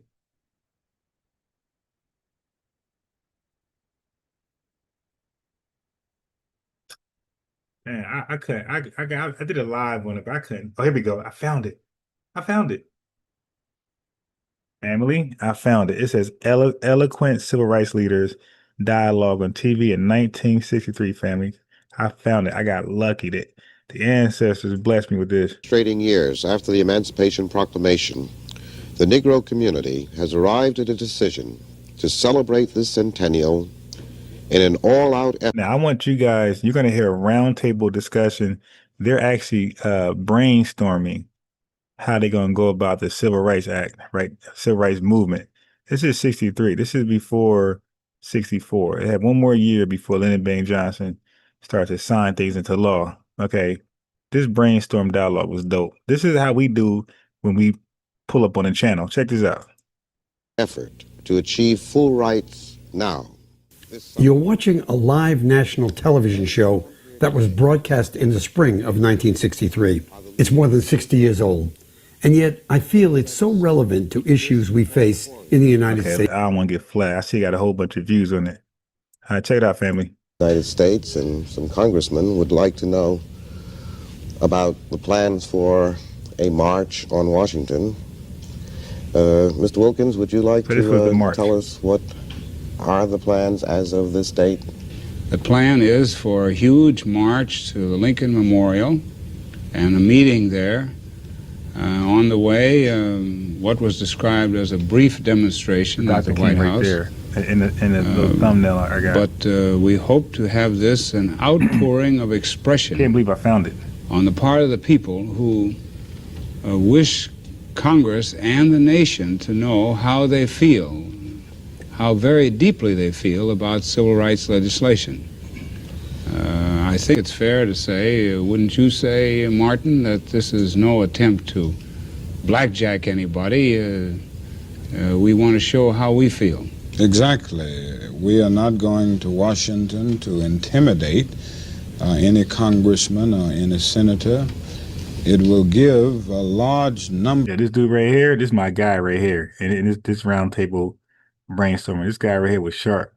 Of people an opportunity to articulate their longings and aspirations for freedom, their desire to see meaningful, forthright civil rights legislation in this session of Congress. And of course, we also intend to arouse the conscience of the nation over the economic plight of the Negro 100 years after emancipation. And I think it can have a great impact.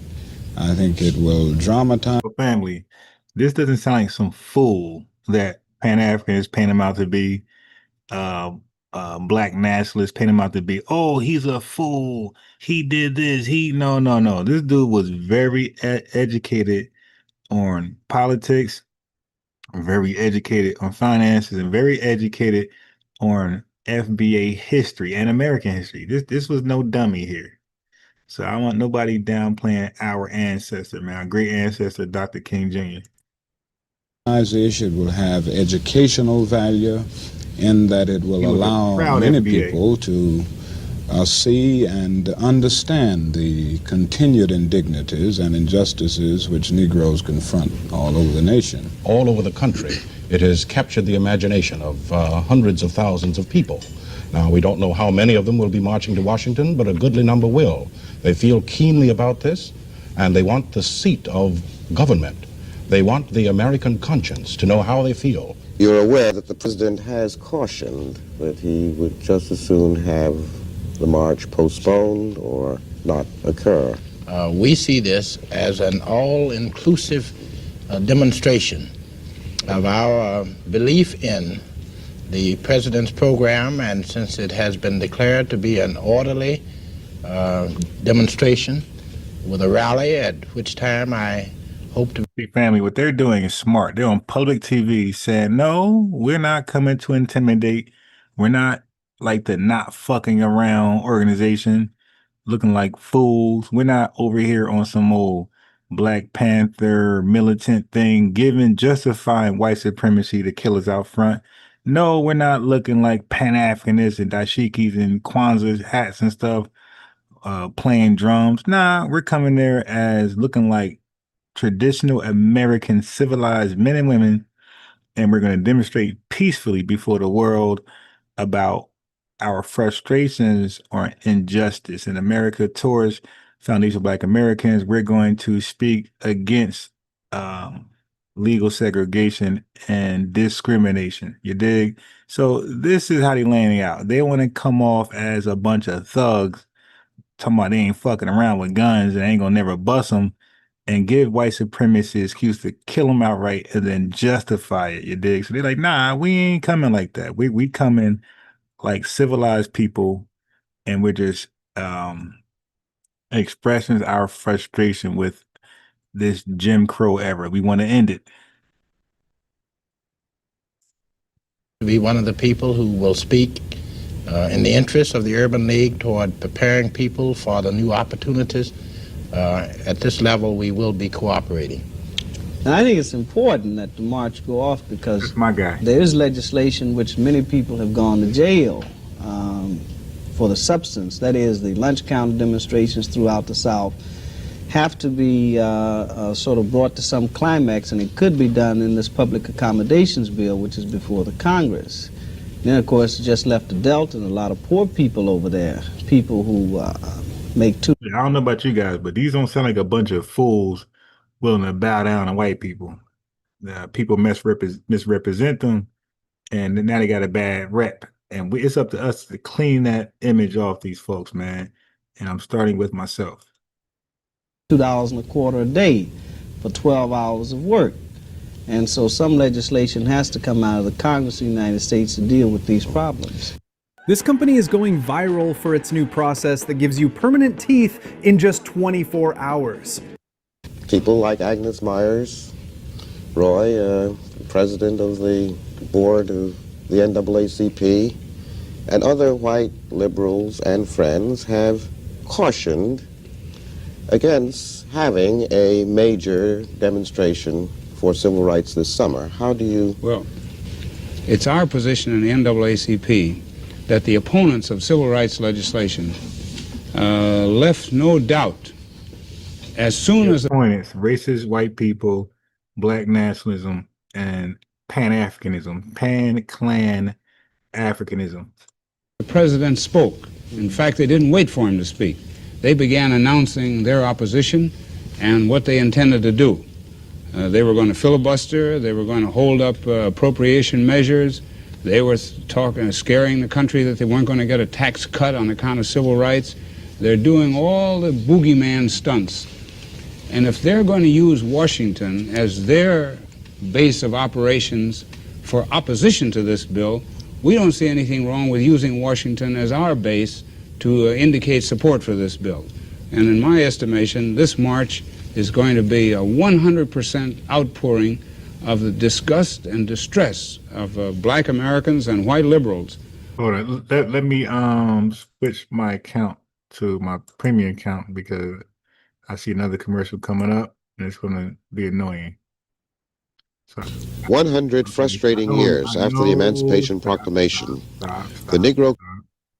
I know where I left off at, right here. Disgust and distress of black Americans and white liberals over the way the Congress has handled this bill. I think that in any such demonstration as the march, which is planned, you will expect loud outpouring of cries, of fears from many, many people who don't want it to take place, who are afraid that something might happen. But it seems to me that it reflects a lack of understanding of the nature of the times in which we are living. The fact that Negroes all over the country are concerned and are aroused and must express their feeling. They've waited 100 years, and that's too long to wait. But what about white friends and liberals who have worked in these organizations for many years, who now say, look, let's not go this fast. Let's not... We don't have people like that. I'm sorry. Our telephone is ringing with white people who want to get into the march. We don't judge our friends on the basis of... And guess who ain't calling those African immigrants? You got white folks calling in, but those African immigrants like, nah, we don't know the number. You dig our phone off. The color of their skin. We judge them on the basis of the fact of whether or not they are willing to go all the way with us. If they are not willing to go all the way, then they are not friends of ours. Right. Hey, no. You heard that? If you're not allies out there, allies, potential allies, if you're not willing to go all the way with us, then you are not our friends. He said it so clear.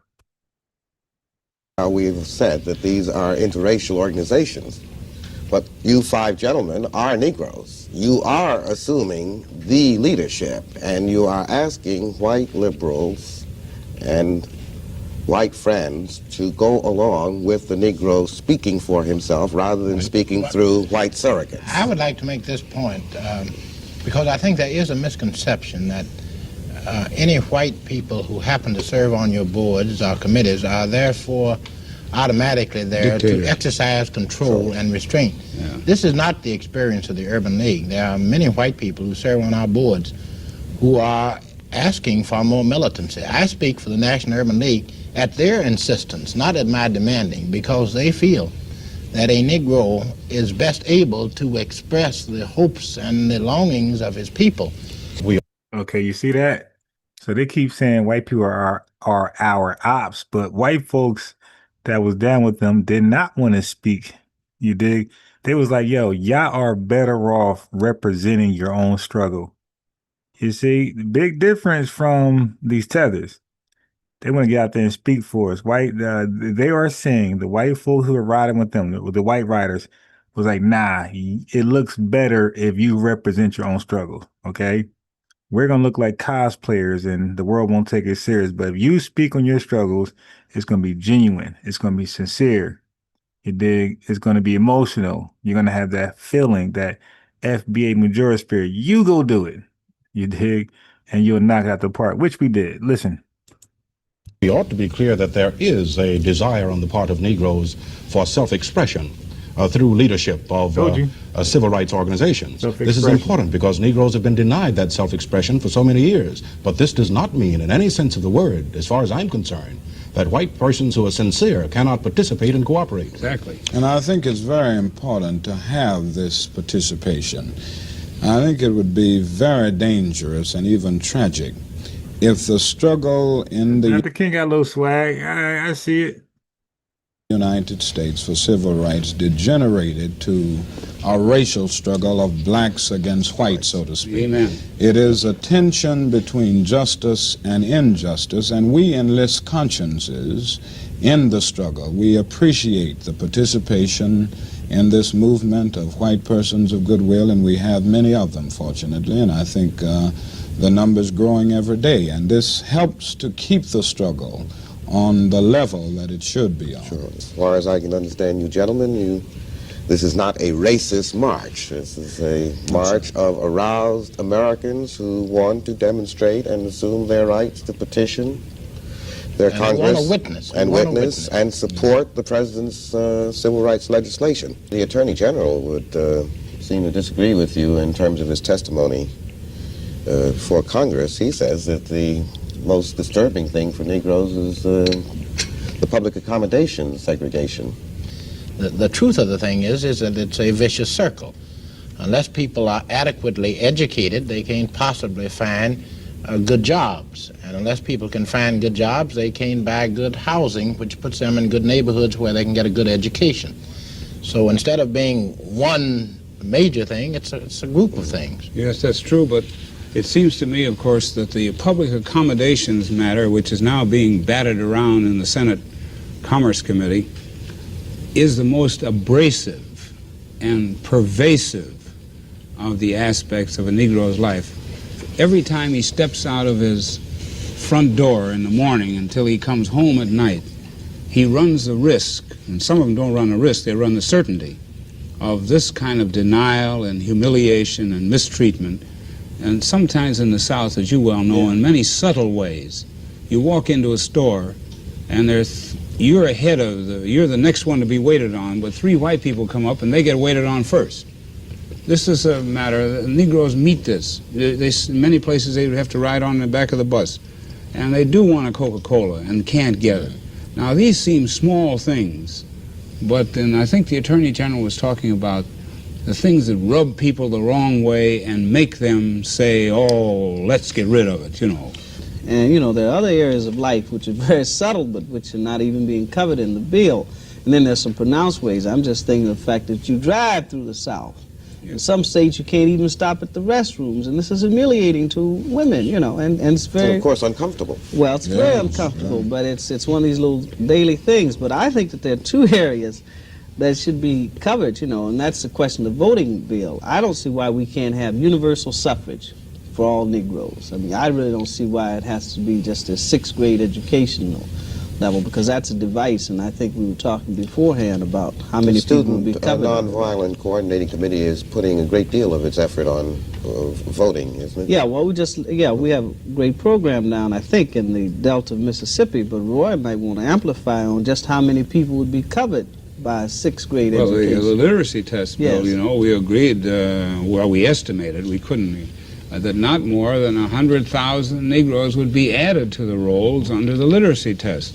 This is, Martin, you remarked on the number of people who didn't have a 6th grade education in one state for 58%, I think it was, in Louisiana. We testified before the House and suggested universal suffrage. I mean, there's just no reason why a person is not 21, he can't vote. He can go into the Army whether he can read or write. Right. So why shouldn't he be able to vote? And this is no sign that the person isn't intelligent, that the person doesn't have some basic intelligence, but because of discrimination and other conditions, many of these people haven't had an opportunity to get an education, and I think they should have the right to vote, and this is very basic. No president has recommended a bill of this scope before, regardless of how we who suffer may feel its limitations, and I think we ought to work with that. Dangerous, as Jim has said, Jim Farmer has said, to pick out priorities And because the opposition will start concentrating on your target. They say, well, what do you think is the number one? And this is, we have to avoid. Roy, you made the point that no president in certainly my lifetime has made this kind of civil rights recommendation to Congress. Why do you think President Kennedy did this? He did it because a crisis was created that demanded the attention of the nation on the highest level. Just like, well, a dust bowl is something beyond the state and beyond the region. Yes, the crisis had arrived. It's necessary, it seems to me, and I just like to throw this out, to keep a considerable amount of pressure on. I mean, that is, the Negro does not, say in Mississippi, for instance, he has no constitutional means, that is, Eastland does not represent him, to achieve some solution, and this has to come from the government, or either he simply has to demonstrate. In other words, segregation may be like a piece of old iron, you put it in the fire to heat it up. And that so that people outside of Mississippi have to become conscious of what is going on there. For instance, there are 45 people in jail right now whose trials were held today for simply being at a voter registration meeting, and someone threw a smoke bomb in the church, and they marched down to the Justice of the Peace Office to protest, or rather to the deputy sheriff. And family, we're looking at us. You dig? This is the future of us. We are the modern 2025 civil rights activists, where you like it or not. But what we're doing is pretty much what they did. We are delineating, that is big. We're self-identifying, that's big. And we're taking a hard stance for reparations, which is huge. Many people know that a large sum payout can shut the economy down, shut the whole country down. So that's how big this is. Like, so a payout ain't like the Japanese, whatever. Our payout in one large sum can shut the whole country down, family. So they got to pay us in installments, but that's how big it is. Don't miss this is our moment. We are living, we are writing our history right now with this delineation. This is never, what we're doing has never been seen before. We're delineating, we're self-identifying, we're publicly self-identifying, and we got a hard national stance on reparations, and we're not wavering. We like, nah, cut the check. We even got hashtags, cut the check, bro. We're tired of debating back and forth, cut the check. You dig? So we are FBA. We are the ones who acknowledge FBA Adolph Freeman. We are literally the new civil rights activists in 2025. So this is our time to make history, to be a part of history, or go flee. Okay, flee away. But it starts with mass numbers, right? Where either in person, you did some type of gathering, online, we need a large presence. We need all our platforms. We need large numbers, all of us that has platforms talking about this. Even social media, those are into that. Short clips, that's like serious. We need to get behind those short clips, make sure they got tens of thousands views, TikTok, catchy stuff, but promoting the lineage, promoting our talking points, promoting self-identifying or delineation. Let's click those and make those things go viral. 20,000, 80,000 clicks, and like, once it's uploaded. But this is, we got to flex our muscle. And right now our muscle is just our ability to galvanize in large numbers. So when I'm live, folks got to pull up. Is so-and-so live? Folks got to pull up. The numbers, when people see those numbers show strength. You're flexing. If I'm live, I just started going live, you dig, with this channel. I'm live. We got, let's say, 15,000 strong. Tariq live, he got 200,000 strong. Like, come on, Jason Black, 80,000. Alpha, 20,000. You dig? Afro, Elite, 18,000. This is big, man. We gotta get on board. Like, we're small numbers still, and we're talking serious, groundbreaking talk. You dig? 20 trillion, that ain't a light conversation. We're asking for 20 trillion to start the reparations conversation off, just to pop it off, give us 20 trillion. Like, we got to take this serious, pulling up 50 deep in the live, 80 deep in the life. No, man, this is our life, man. This is our livelihood. Your kids, your grandkids, they're all going to be affected by this in a good way or a bad way. Because if this flops, white supremacy is going to make your kids pay. It's going to make your kids pay to teach them, don't you ever try that again. You dig? So, man, we got to really, really show our numbers. They were arrested for disturbing the peace. And these are old ladies, some of them 75 years old, but yet they want to stay in jail. The people that have the vote don't realize how much they could do by writing a letter. That's right. A congressman said to me, I have 8 letters on civil rights. 8 from his district. 8.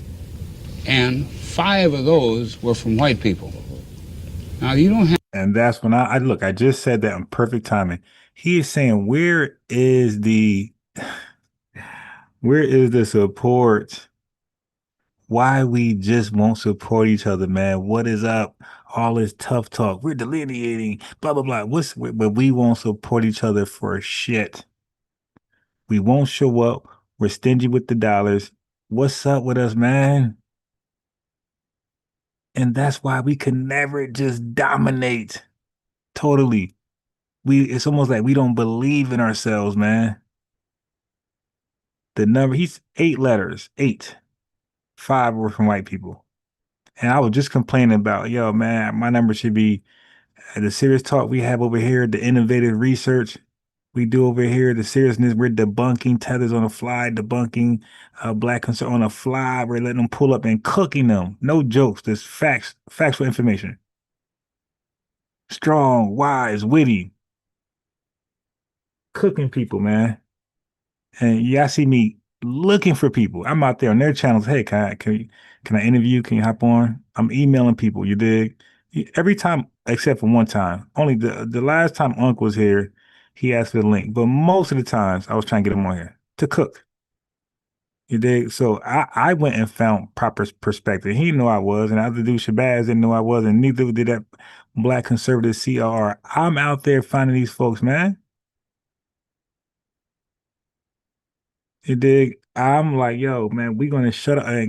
Chaotic Truth when he pulled up, and I got him good.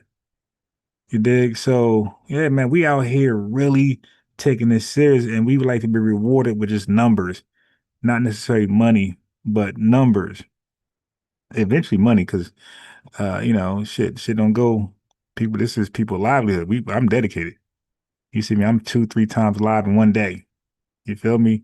But numbers really is what we're looking for. Just the support makes us happy. Yeah, money, pay bills and get something to eat and coffee.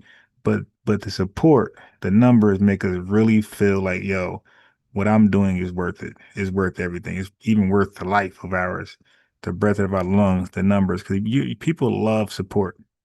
Physical, like looking at numbers, looking at people like rock stars. They look in a crowd, they see it filled. They love that. It's a great feeling. You guys love when you're at your job and people clapping for something you did great, or you know how it goes. But he just said it. 8 letters, that's it. We don't take our own shit serious.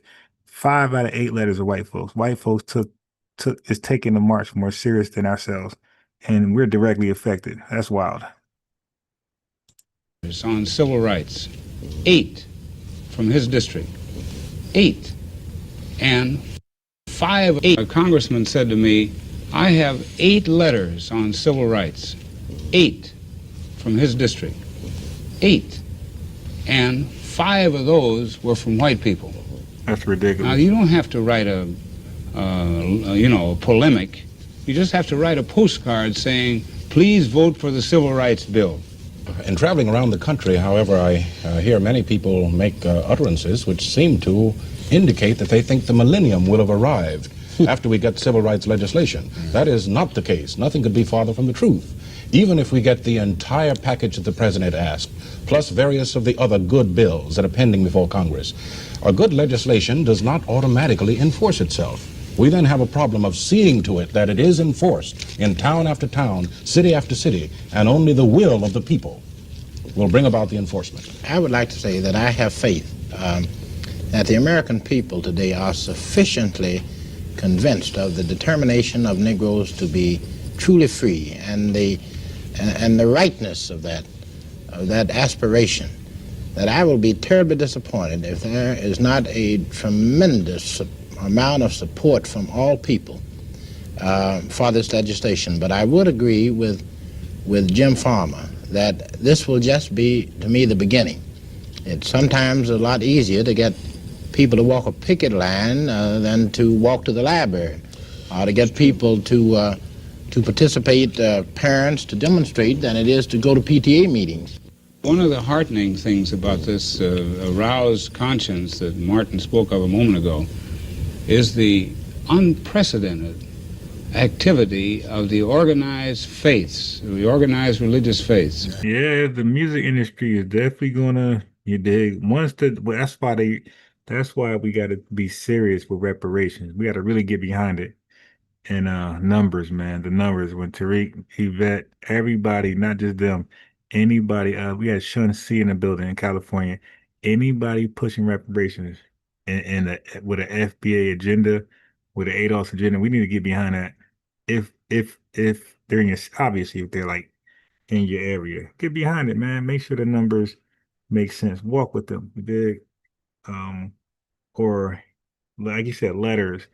Whatever you can do to show strength in numbers, man. That stuff matters. I think we're going places on this, but I'd like to put in a little sour note here.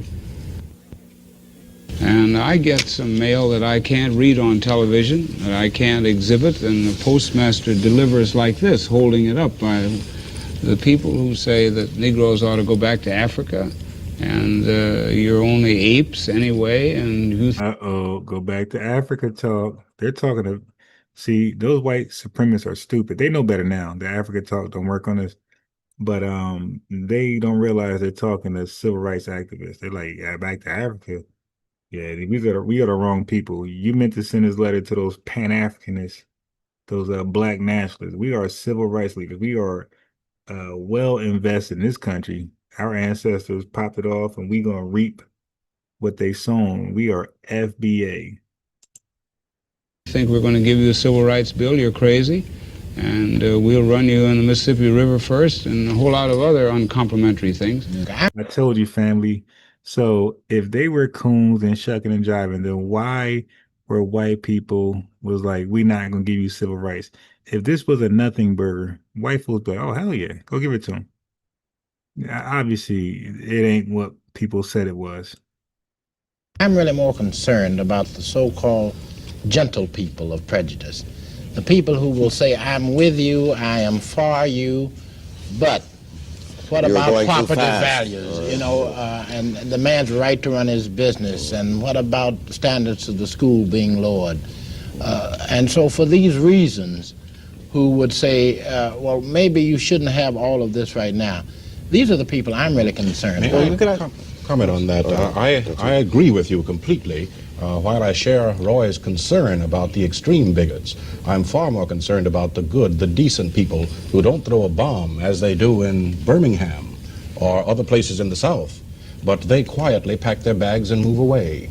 And this, it seems to me, is more damaging to our cause and more dangerous to the total cause of integration. I have an answer for you, gentlemen, but go ahead. Yeah, I guess, well, I'm concerned about the one in between going back to Africa and moving away, and that's basically the public officials, you see, who inflict all of this brutality, because the millennium is not going to come primarily because we have no laws to deal with police brutality in the South, which I think is a fundamental issue in this whole thing. Jim, I suppose you are very conscious of this because your membership is on the firing line, and yeah, and I've seen daily people, the victims of police. Dr. King just came from Danville, and over a month ago we saw 35 people with holes in their heads as big as a ashtray, inflicted by the police.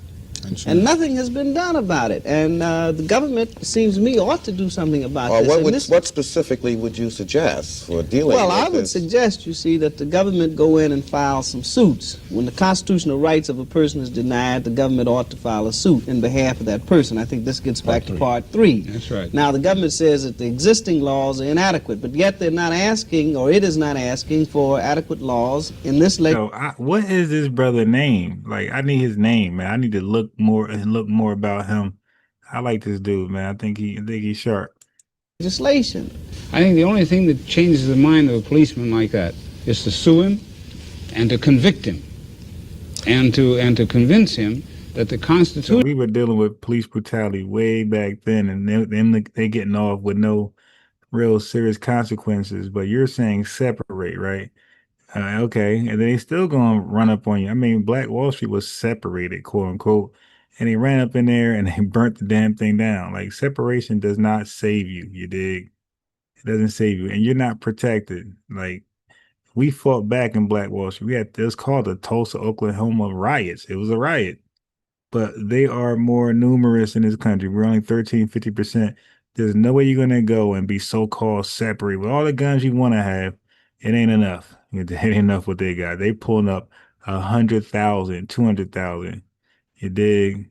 Compared to your 8,000. Like we got to stop being crazy. Yeah, separatist is a nothing. That separation movement is a nothing burger.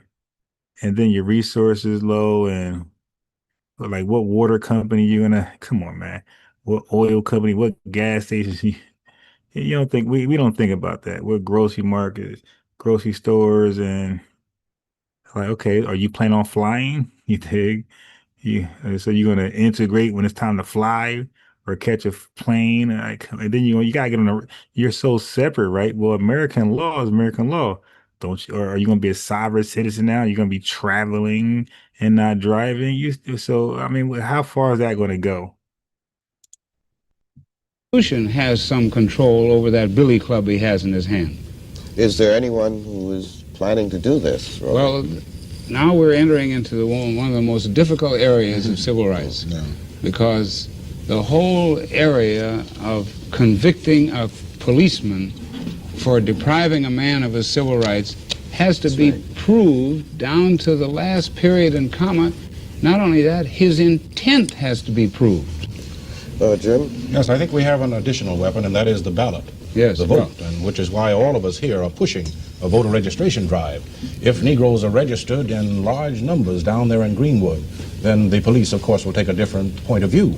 And in Danville also, because they'll know then that they have to be responsible and responsive not only to white voters, but to Negro voters as well.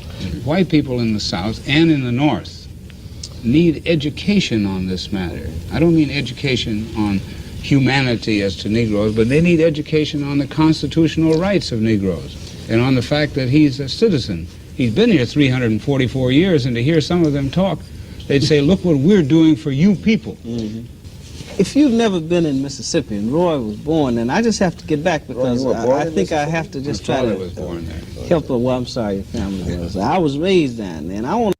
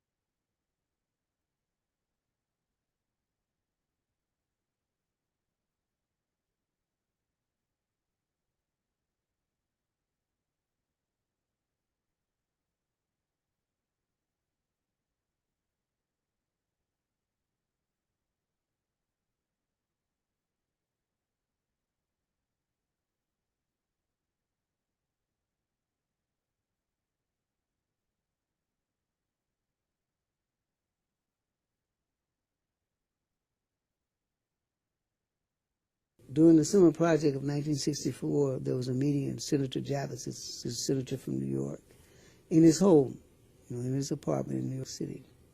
Roy Wilkins was there. He's a good friend of mine. He's written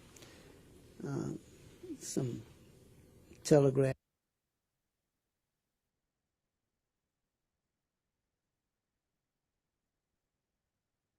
In terms of when I was awarded the Roosevelt Key Award from Roosevelt University. He was there. It was during the course of the summer project. He objected to the summer project. He objected to a coalition of forces going into Mississippi. And he objected because he kept saying, well, you have to work on Mississippi from the outside. Well, look, change is not going to come just from the outside struggle. You have to go inside. And so it's not a question of ridiculing, but kept objecting to what we were doing inside the state of Mississippi because he felt that you had to work on Mississippi from the outside. This raises a theoretical question, which is very important, is how does change occur? I mean, can you always change something from working from the outside of it? Or do you have to go inside? And our position was that you had to work on the inside of Mississippi as well as to have propaganda forms on the outside. And that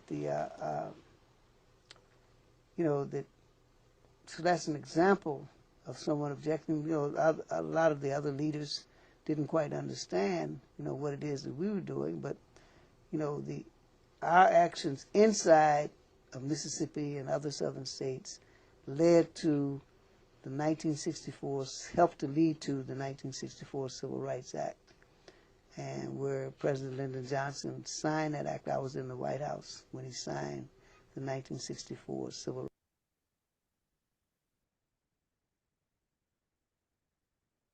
Act. We participated with the Black Panthers as a member of the Student Nonviolent Coordinating Committee. It's not that I left SNCC and then went with the Black, as a member of the Student Nonviolent Coordinating Committee. It's not that I left SNCC and then went with the Black Panthers. We were attempting to help educate members of the Panther Party and, in terms of better forms of struggle. I was recruited. Okay, so SNCC, Student Nonviolent. Okay, now I got to see. Coordinated Committee. That's the C I left out. As the Minister for Foreign Affairs for the Black Panther Party. But I resigned from that position because I was informed later that anybody black could join the Black Panther Party. And I didn't agree with that method of recruitment, and I felt it was going to provide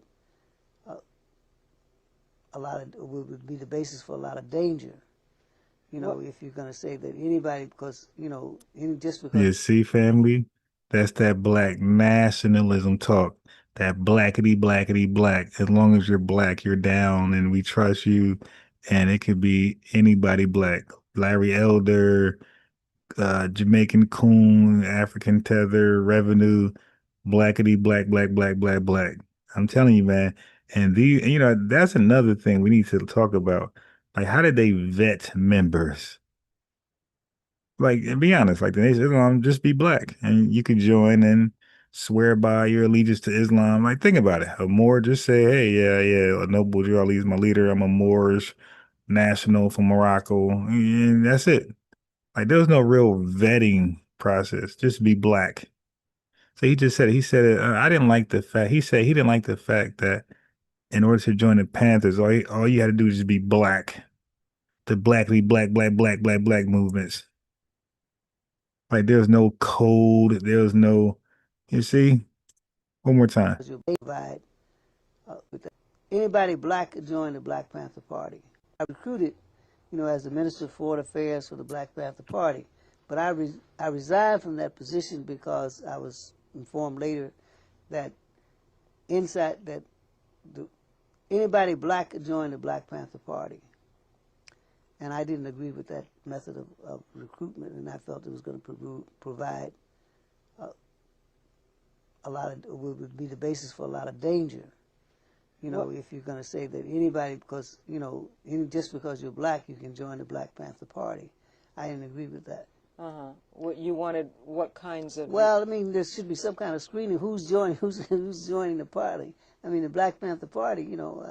All due respects, to people in it, and so forth and so on. And I represented as the Minister of Foreign Affairs, but when I was informed about that, I mean, I had to resign because I felt that there would be a lot of provocation, a lot of you could have a lot of police agents or people like that, who might. And family, if y'all know me long, I've been a heavy, like I love the Black Panthers.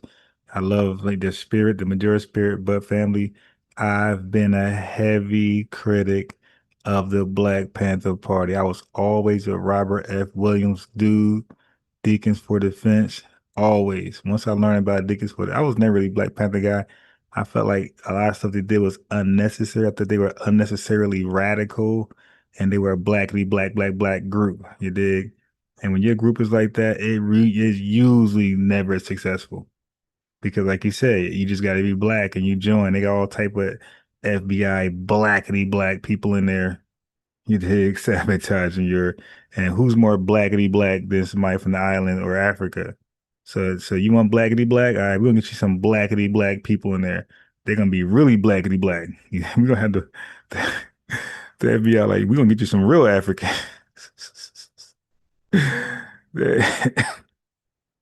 FBAs, y'all think you blackity black folks, you think you African? Shit. We're gonna infiltrate y'all. We're gonna infiltrate you guys with some real Africans. From the motherland, my boy. They cooned out. Who negative. I mean, I'm not saying every policeman person is a negative person. That's not what I'm saying. But you could have a lot of provocation. A lot of people are going to find themselves in a lot of danger.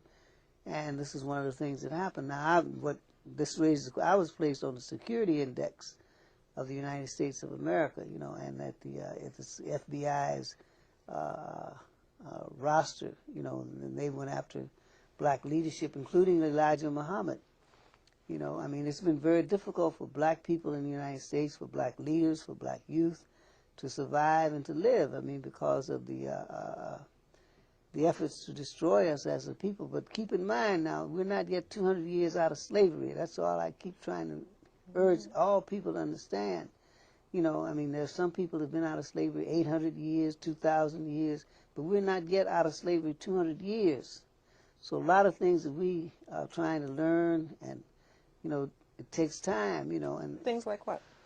Well, things like even operating machinery, things like being cooperative, banding together, to understand how people can take your property, as they did in Germany, and that and learning not to fight each other, learning not to fight other people because their color may be different, because that's what the race war ideology does, and we have to combat that. The race war. We have to try to go through as much as possible to get as many black people not to believe what was being printed in Muhammad Speaks about the most despicable thing is a black man and a white woman and their child, because this affects the children. But first of all, it's incorrect, and that but people can get to believe that kind of stuff, and it can be very, very bad. So, yeah, go ahead, take your time. Why didn't the take your time. Alliance between the attempt to form an alliance between the Panthers and the SNCC work? Well, because I think that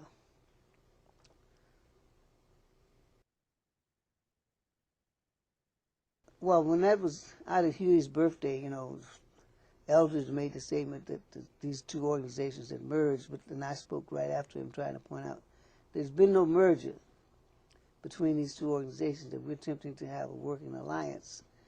We still had two separate organizations, the Black Panther Party as well as the Student Nonviolent Coordinating Committee. And that I represented both of those organizations even in Algeria, and, was able to get agreements with the Algerian government to open up an office for both of those organizations in Algeria. But that the Panthers under Cleaver, took up the offer, but the Student Nonviolent Coordinating Committee unfortunately was isolated from having any type of office in Algiers itself. But the main thing is that, in terms of you know, you have to keep in mind, one, we're not 200 years out of slavery.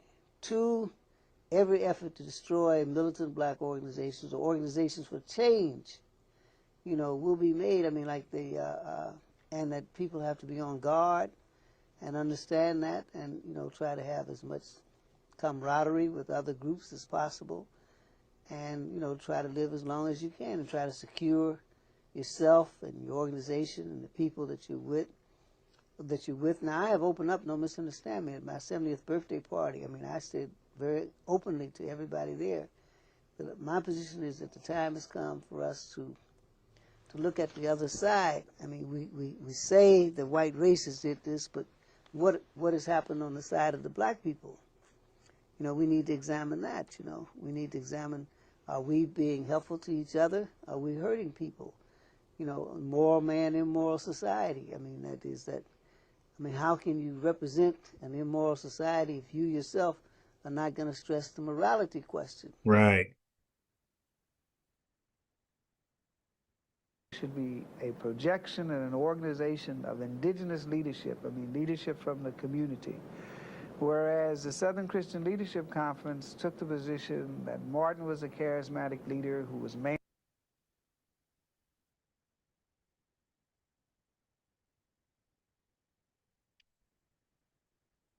responsible for raising money, and they raised most of the money off of his leadership.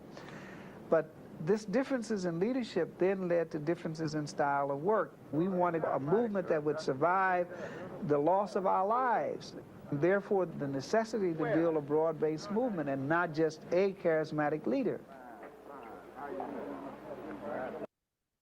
Oh, so he was it sounded like, I rewinded back, but he's explaining the difference between SNCC, what he represented, SNCC, that stands for Student Nonviolent Coordinated Committee, and SCLC, I forgot what that was about. But he's explaining the difference. But I think he said something about they're not with a charismatic leader. He did. Like, you're not going to give us a charismatic leader. We felt that there should be a projection and an organization of indigenous leadership, I mean leadership from the community. Whereas the Southern Christian Leadership Conference took the position that Martin was a charismatic leader who was mainly responsible for raising money, and they raised most of the money off of his leadership. But this differences in leadership then led to differences in style of work. We wanted a movement that would survive the loss of our lives. Therefore, the necessity to build a broad-based movement and not just a charismatic leader. Yeah, that was a great breakdown. Okay. Okay, so I wanted to see the person they brag about the most, Kwame Ture. I wanted to see what he was going to say, what radical stuff he going to say. A pluralistic society in which all ethnic and racial minorities try to contribute to the mainstream and still retain their cultural identity is often advocated as a desirable goal for our country.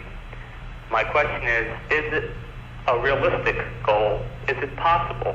And if not, why? A possible way to develop from capitalism, and the reason the fella gets. All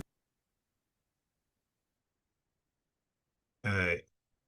Look at this bullshit he representing, family. The question is that people are not clear on capitalism. I think it is possible, and if we begin to talk about ways of changing that. Stokely and then Nelson. Well, I think that the real question is that people are not clear on capitalism, because capitalism is a very vicious system, but what it does is it embroideries its viciousness with all sorts of elusive terms. There you go, Stokely Carmichael, all African peoples revolutionary. Look, all African peoples at a time where we were calling ourselves black, Negro, colored. This guy come up with all African peoples.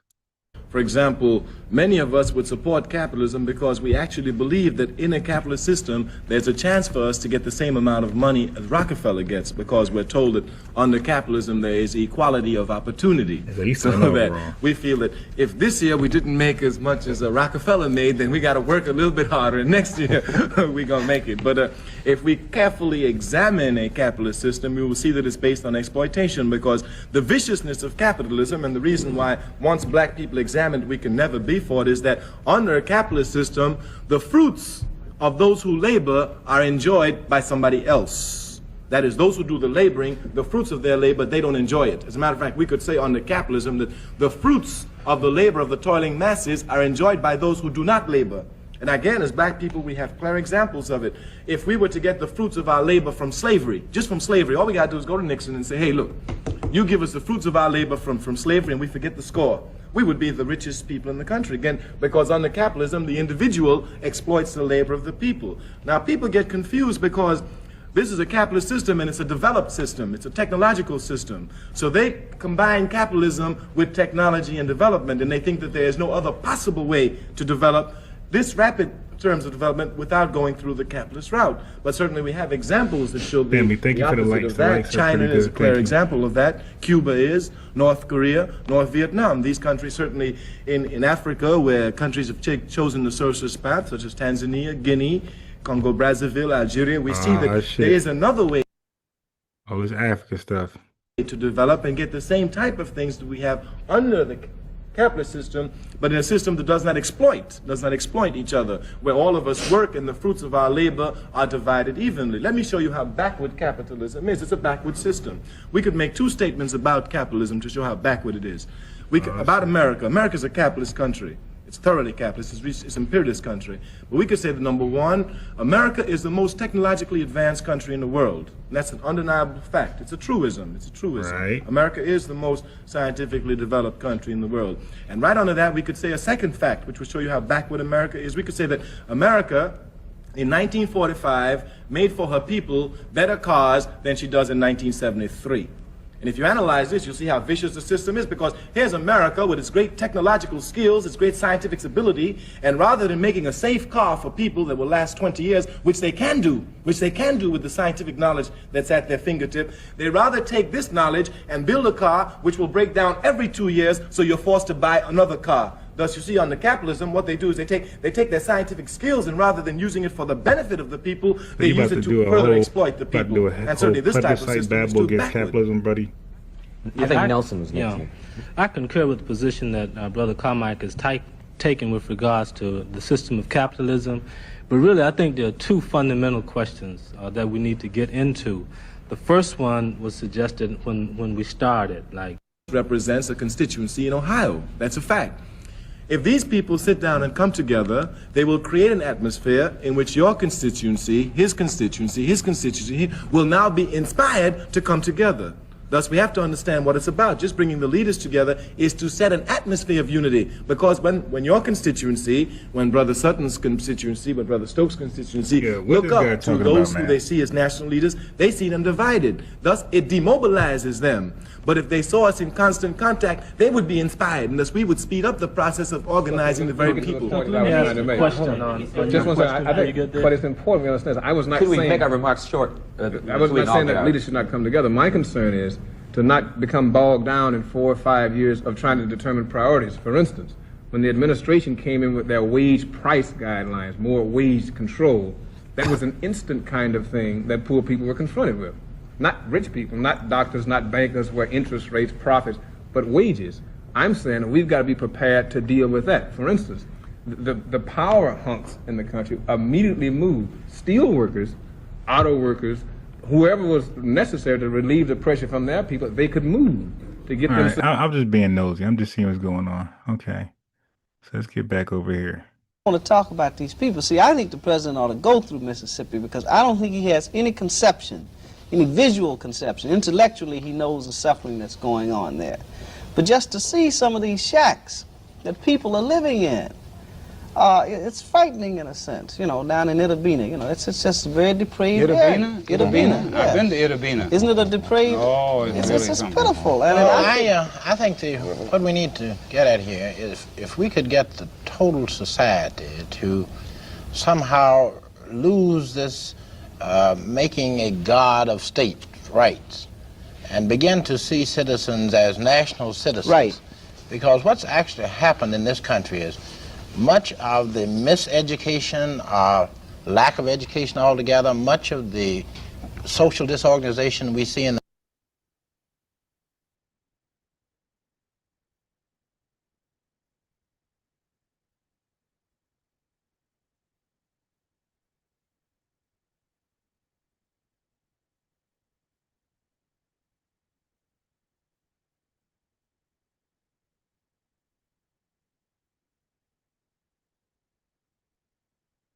the North that concerns us can directly... Microphone's off. Hey, Matthew, click the link. You asked a question about Malcolm X. I don't know if you're trolling or sincere, but I put the link out there for you to click, Matthew, all right? And I'll answer your question once you click the link.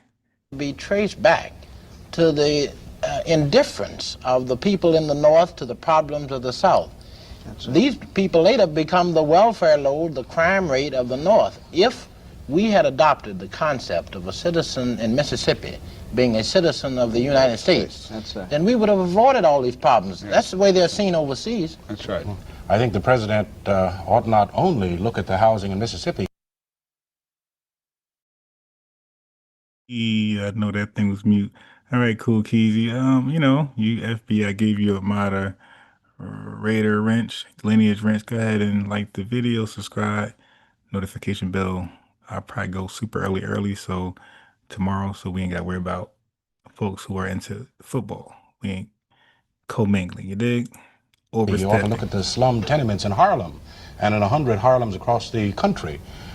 Indeed, we might say that our people not only evils and develop so many social problems. I think this is what we face at this time, and I know it leads to the whole question of discrimination in reverse and all of that. But I think we've got to face the fact in this country that because of the legacy of slavery and segregation and the seeds of injustice planted in... That's right. Dr. King is on that FBA talk, buddy. That's how we talking in 2025. The past, that we have this harvest of confusion now, and we're going to continue to have it until we get to the root of the problem. Well, that's that root and the rats go together. Yeah. The announcement of the Real Estate Brokers Association some time ago advising their members not to pay any attention to fair housing laws, that property rights still came first. And when you think of the billions of dollars in this country tied up in real estate, there isn't much that the President of the United States could do by going and looking at some slums, let's be fair. Yeah, well, right, Matthew, so I guess you were trolling, so I was smart to ignore your question.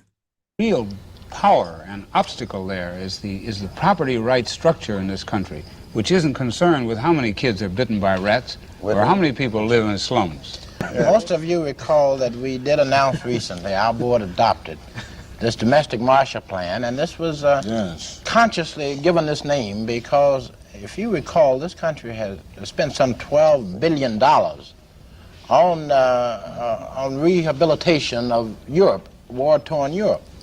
In a 4-year period, we have spent millions on refugees from Cuba and from Hungary. We spent all kinds of money giving free education. Uh-oh, those immigrants, we spending money on immigration. I told you, man, we were not immigration, pro-immigration at all. We were restrictive. On rehabilitation of Europe, war-torn Europe.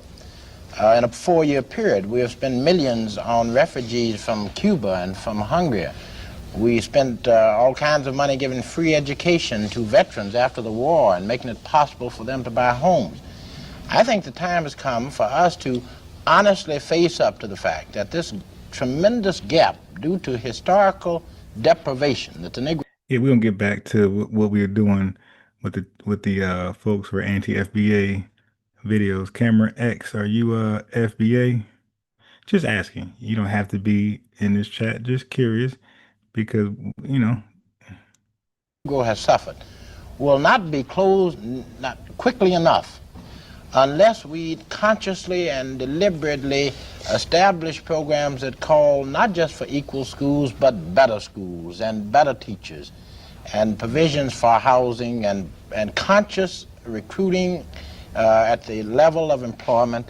This has to be done in order to get rid of what I see too much of, and that is the feeling of despair and hopelessness. I think that Negroes have had special treatment in this country for 350 years. Special treatment of a negative sort. That's right. Now what Whitney and the rest of us are asking for is some special treatment of a positive sort to wipe out. Right. And since they make laws and race-neutral laws and they're against reverse discrimination, all right, you playing that game, we'll cut the check. Reparations. Race-neutral laws, or you can't, like you said, special treatment and reverse for 200-something odd 50 years. Well, now we can't get reverse treatment in a positive sense for the same amount of years. Oh, okay, your race neutral laws, reverse discrimination. Okay, cool. Just cut the check then. You're right. Reverse discrimination. You're right. Race neutral laws. You're right. Okay, well, cut the check for the lineage. All right, lineage ain't got nothing to do with race. Click the law. Cut the check. That gap. Are you united in this, or is there any? Well, I want to be understood on it. But I'm not asking people to hire people who aren't qualified. And we're not asking. Yeah, they ain't gonna do that. That's what Garvey messed up at. All right, camera X, I gave you I gave you a lineage wrench. Now you're a part of the family officially. Like the video, subscribe, hit the notification bell, and welcome home, my boy or sister. I don't know what you are. To skip over white people or to deny white people their chance, but we're saying that just giving the Negro an equal break is not enough. I wonder, gentlemen, if you're in asking for this special break. You see, they wasn't about what people paint them as. I want you guys to see it for yourself, man. You got a lot of Pan-Africanists, a lot of black nationalist groups, and the KKK had painted our civil rights activist leaders as like coons, incompetent, goofy, want to live next to master. They was not about that, man.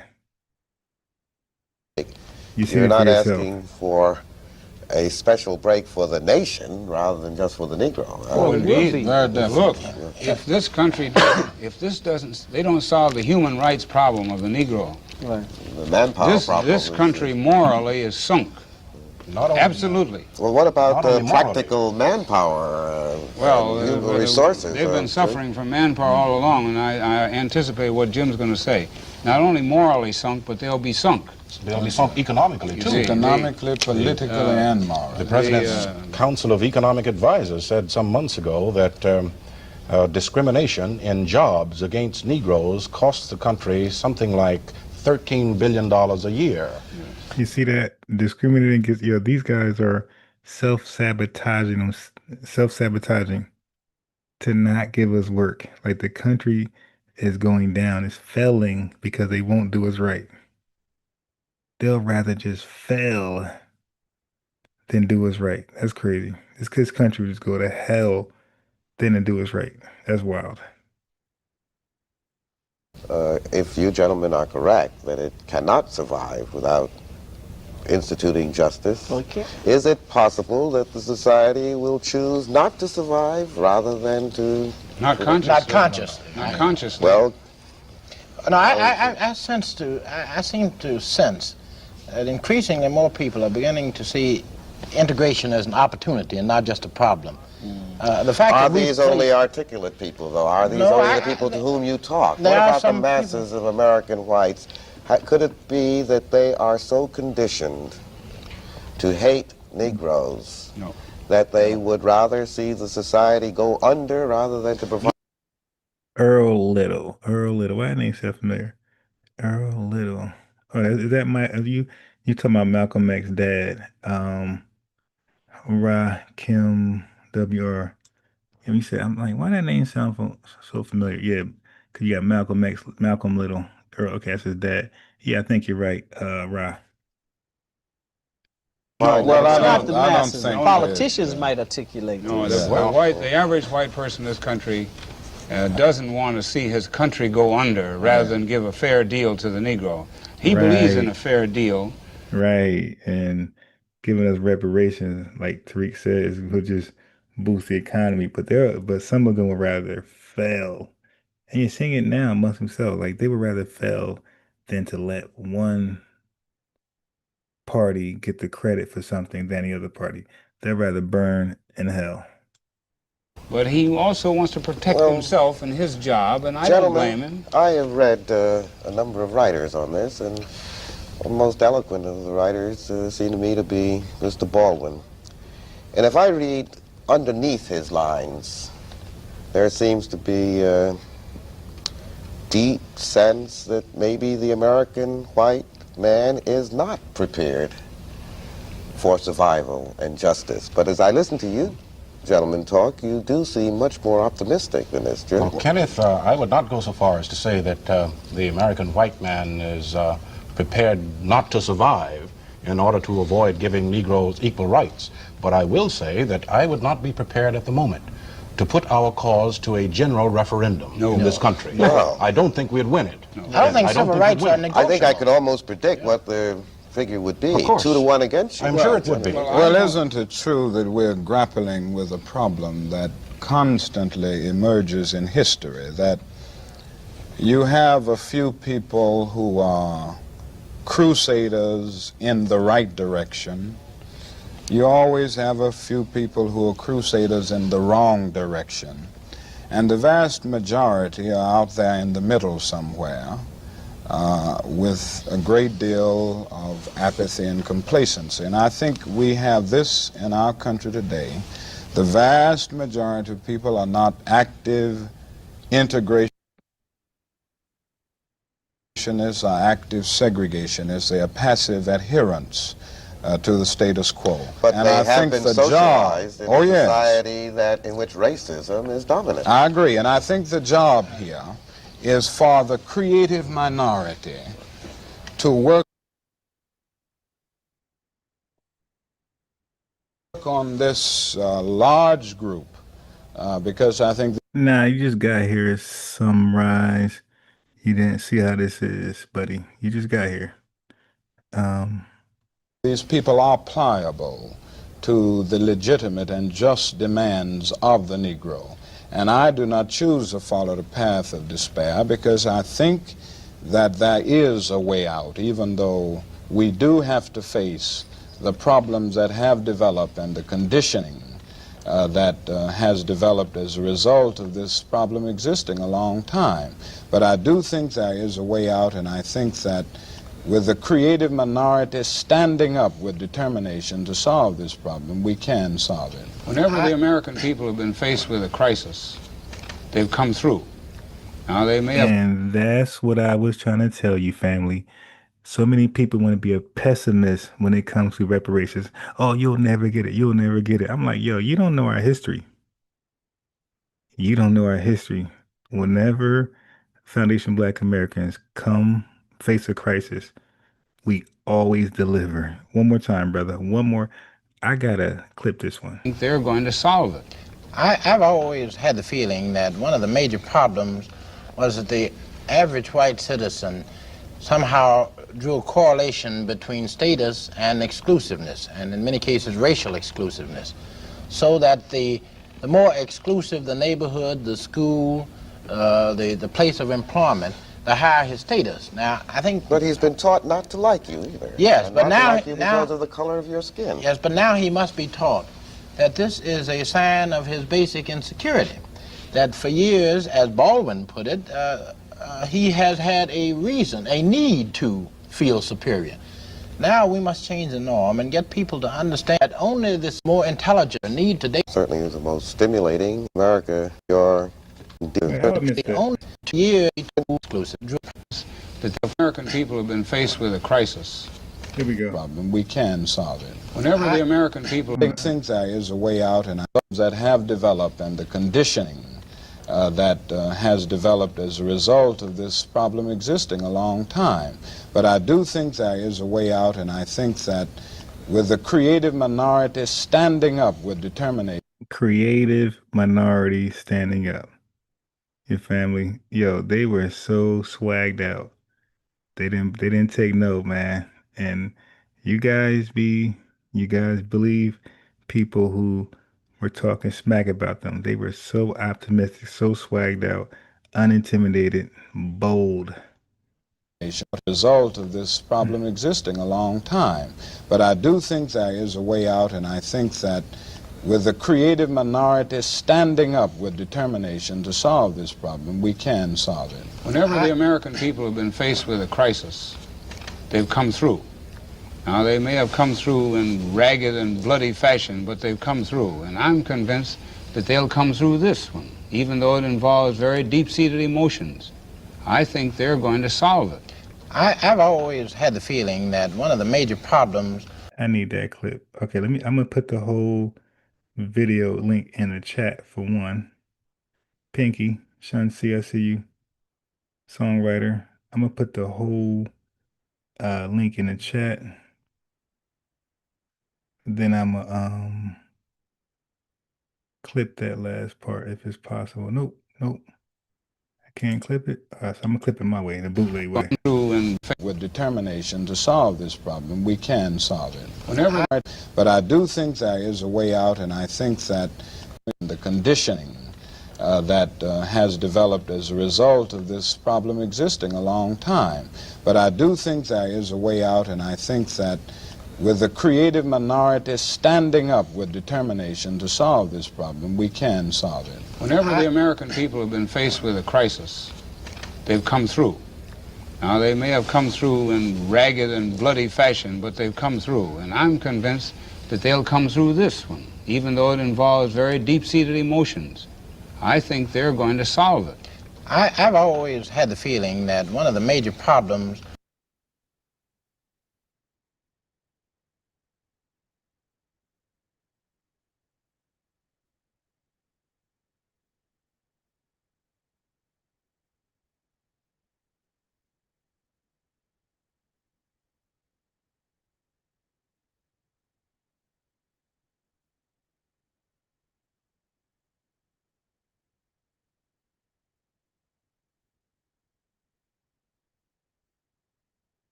But the problem. Okay, so I'm talking on mute again. But family, I'm going to play the lineage anthem. Can't even talk. I'm gonna play the lineage national anthem. All right. Problem is, like I said, it's intentionally, Black Americans are intentionally being fed xenophobia by a white America that does not want them to have any power, does not want them to be able to consolidate power. There's a reason why white America embrace their white immigrant, their European communities, why they make it easier for them to immigrate or whatever, because that creates more power for them. Black people, imagine. This is the FBA national anthem, the lineage national anthem. Make no mistake, we're the only black people in y'all that only eat rat, eat cat. People, you ain't black, you ain't that. Matter of fact, your black is repo, I'm taking it back. Cause y'all making it whack, faking jacks, y'all from the slave, raiding the tax. You ain't black, you ain't that. Matter of fact, your black. That show me subscribe. Make no mistake, we're the only black people in y'all that only eat rat, eat cat. People, you ain't black, you ain't that. Matter of fact, your black is repo, I'm taking it back. Cause y'all making it whack, faking jacks, y'all from the slave, raiding the tax. Bitch. We built the foundation, our innovations were groundbreaking. You ain't wanna get down, now you're around, hating, faking, with the lineage and now the ground shaking. Someone say, FBI, we don't run away. We stay, we slay, we pray, we say.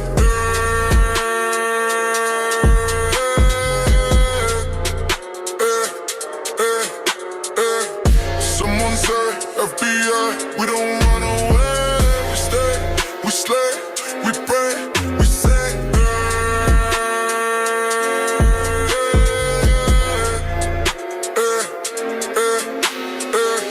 Make no mistake, we're the only black people and y'all the only eat rat, eat cat. People, you ain't black, you ain't that. Matter of fact, your black is repo, I'm taking it back. Cause y'all making it whack, faking jacks, y'all from the slave, raiding the tax. Breaks, pause, pause. We built the foundation, our innovations were groundbreaking. Y'all ain't wanna get down, now you around, hating, faking, wiggling and eating, now the ground shaking. Someone say, FBA, we don't run away. We stay, we slay, we pray, we say.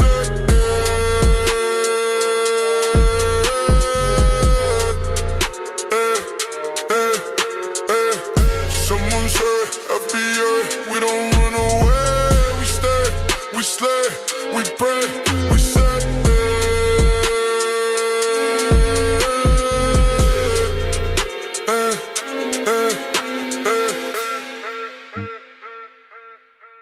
Yeah, that was lit.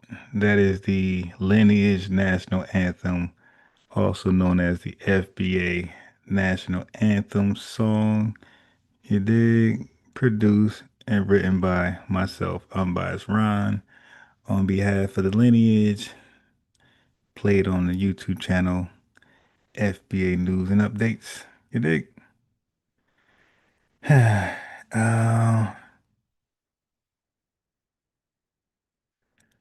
Okay. Ra trying to start trouble. Ra, it's late, man. Bring your butt tomorrow. Pause. Ra, pull up tomorrow. I'll be live in the morning. You know, and you could bring. We'll have a conversation about Malcolm X. I'll give you the link or the phone number. But bro, ain't nobody trying to argue with you tonight, man. It's late. I want to finish out what I was doing. Okay, nobody trying to argue that with you. He want to argue. The voting power of all these black immigration does not want them to be able to consolidate power. But the problem is, like I said, it's intentionally, black Americans are intentionally being fed xenophobia by a white America that does not want them to have any power, does not want them to be able to consolidate power. There's a reason why white America embraced their white immigrant, their European communities, why they make it easier for them to immigrate or whatever, because that creates more power for them. Black people, imagine if we had the voting power of all these black immigrant communities, right? Like, if all these black immigrants in this country had rights, if they could vote, if we were all brought in, if we had a more unifying solidarity mission, right? If we were trying to understand each other, but we're intentionally being educated against one another, right? So you're not going to be. Okay, so she made the claim that foundational black Americans, only we are being fed misinformation that creates a xenophobic lineage, right? And then we just need to vote our way out together, and we're gonna be, um, we're gonna be just thriving, right? Just vote our way out of it. Okay, sure. That doesn't sound right. But anyway, let me respond to her. So she said black Americans are being intentionally fed xenophobia by white America to prevent unity with African immigrants. Okay, so this is clearly a projection. In fact, it is African, her family, and West Indian immigrants, ya family, the ones in the chat hating, Ra, who often report being warned about black Americans. You guys say this. You say your parents warn you about us, right? Your own families tell you this. You say your educational systems tell you this. You say your religious leaders tell you this. And then you say the colonial, post-colonial propaganda by the white man tell you these horrible things about foundation black Americans. In fact, many African immigrants say they were told things like, don't hang around foundation black Americans because we're lazy, we're gangsters, and we don't value education. You guys say your country tell you this via your parents. In interviews and academic studies, West Indian immigrants have admitted they were raised to view themselves as better than foundational black Americans. Interesting. Movies and music, often exported from America, only reflect what white-owned media corporations choose to elevate, not what black Americans actually are, ma'am. So the bottom line is far more accurate to say that African and West Indian immigrants are fed anti-black American bias way before arriving. Okay, not that foundational black Americans are bred to hate immigrants. You guys have a certain prejudice about us in your homeland, and you bring it here, and we can see it in you. We can read your spirit. Then she said white America made it easier for European immigrants, but not for black immigrants, and black Americans should unite with them. Okay, but here's the reality. Foundational black Americans spent centuries fighting for rights that immigrants of all backgrounds now benefit from via civil rights movement, which led to the Civil Rights Act of 1964, black-led pressure caused the Immigration and Nationality Act of 1965, which allowed African immigration, in the first place. So, affirmative action, the Voting Rights Act, desegregation, all led by foundational Black Americans and the folks you seen in that video. Okay. So no immigrant group, not Irish, Italians, Jews, West Indians, or Nigerians, fought to integrate American schools or stop lynchings or desegregate buses. That was, let me pop my collar, foundational Black Americans. So the bottom line, many African and Caribbean immigrants walked through doors that foundational no Black Americans built. And then they blame us for not reading. I'm sorry, they blame us for not already being inside the house. Okay. Okay. So then she said, we need to vote and all get along. The whole kumbaya, rhetoric. Hold on. Okay. So anyway, so sometimes they deal with false parody. Here's the fact, ma'am, in chat. We don't all share the same origin story. Okay, so there's a claim that we have the same experience. We're all Black. We must unify. Cap. Stop the cap. Okay, the reality is, again, Foundation Black Americans are a distinct ethnic group. Hold on. Hold on. Hold on.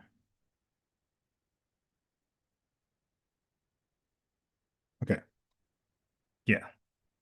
So the reality is that foundational Black Americans are a distinct ethnic group forged from slavery, Jim Crow, and centuries of systemic oppression unique to the U.S. African immigrants come with national identities, i.e., Nigerian, Ghanaian, Somali, etc. And they often have pride in their lineage, something stolen from us in our homeland from the white man. Okay. And the Pan Clan African rhetoric of we are one, stop the cap. It becomes shallow when Africans reject the identity, struggle, and lineage of foundational Black Americans, especially us, the ones that acknowledge it, that we're FBA. All right. So again, unity can't be forced by blaming foundational Black Americans for not erasing our pain to appease you newcomers who barely recognize our struggle. Hold on.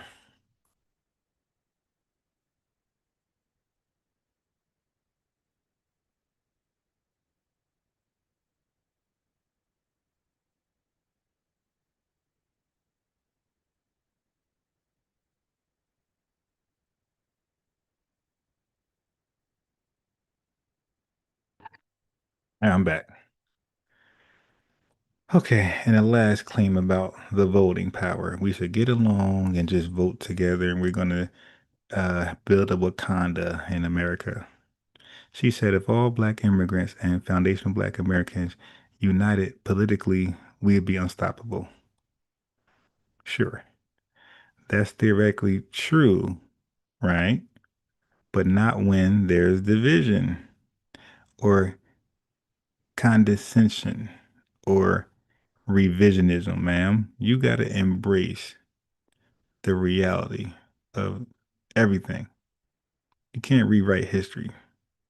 So many African and Caribbean immigrants assimilate into the dominant society in America, sometimes even identifying with whiteness, especially conservative or evangelical circles. The conservative thing is hot for a lot of immigrants. They definitely run over there to the conservative side because the views that conservatives, white conservatives have on us lines up with how a lot of African immigrants feel about us. Okay. So you're like, hey, it's right at home. Okay. So some don't understand U.S. racial dynamics and downplay systemic racism, e.g., I made it, so why can't they mentality, the Myron Gaines talking points, right? Unity can't be built on fantasy scenarios without honesty, accountability about cultural division and classism. All right. So you can't build political unity on unacknowledged elitism or distorted narratives of who opened the doors for who. Okay. So just keep that in mind. Right. And keep it moving. Cause I ain't talking to you anymore. Baby, just go. How that song go? Keep on walking. Baby, just go. Keep on walking. I'm not talking to you anymore. Baby, just go. That was my song right there. Who's that? Kiki Wine or somebody? Walk on, walk on. Okay. Anyway. Okay. So she said we're being fed xenophobia by white supremacists. But who's really being fed what when you look into it? So check this out. African Caribbean migrants, they'll say Foundation Black Americans are lazy, violent, on welfare. So stay away from family, media, religious figures. Who fed you that? Okay. But look how we talk. Foundation Black Americans will say, well, shit, y'all sold us. They look down on us. They hate us. This is from actual immigrant behavior and lived experience. So we're living it. So we're repeating what we lived. You guys already believe that before you even contacted us. And look how white Americans think. They'll say immigrants are better than native blacks.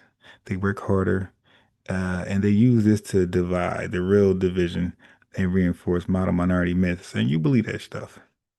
So anti-Foundation Black American sentiment is embedded deeply in both white supremacy and the colonized mindsets of many African immigrants.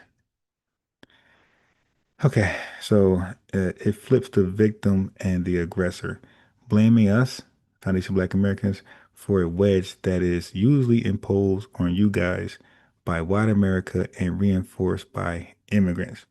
It calls for unity while ignoring accountability. There's no real call for immigrants to check their own anti-Black American prejudice. You guys just act like it doesn't exist and you make up excuses, right? It mimics the same logic used against the civil rights leaders. Okay, they were told they're being divisive, they're not unifying, but those same critics rarely offer real solidarity. So cut the cap. All right. So um you guys like to do the false equivalence. Foundation Black Americans weren't indoctrinated against immigrants. You lying. Immigrants were taught to avoid us. We were not taught to avoid you. Then you got inverted responsibility. You place the burden of unity solely on Foundation Black Americans. We always got unified with you guys, but the burden of unifying with us is never on you guys. What about historical amnesia? Okay, you guys ignore who actually fought and died for the rights all now enjoy African immigrants. You don't think about that? What about weaponized idealism? Okay, you pretend political unity is easy while erasing hard truths. And what about projection of guilt? You guys love projecting, accusing foundational Black Americans of prejudice to avoid reckoning with immigrant elitism. You guys deal with immigrant elitism while you say we're xenophobic. Okay, we're not buying that. Family, like the video, like the video, like the video. Okay, so let me see where he went. Okay, so he in the chat trolling. All right, let me see. Y'all had to delete. Let me read his comments. Okay, Rob, you get too crazy. I gotta send you out of here, bro. So he says, I'm not blind to the struggle and reality of the people that Malcolm spoke of. Oh, I ain't see nothing too crazy. My haplogroup is E, and my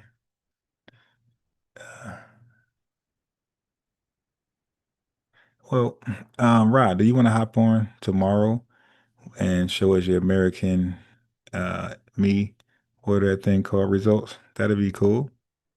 all this hapla talk. Do you want to prove it? Have you taken your American Me DNA test? If you did, are you willing to come on tomorrow and show us your results? Rah. Is that possible? And that goes for anybody. Foundation Black Americans. If you have done your American and Me DNA test, you want to show us some results, the percentages of what country you come from what. I think that's cool. We had two sisters join before. I think Shansi was one of them, Queen L. Another one that was like really, really cool. Yeah, I'm into that. So if anybody want to volunteer tomorrow, that'd be cool. Anyway, let's proceed.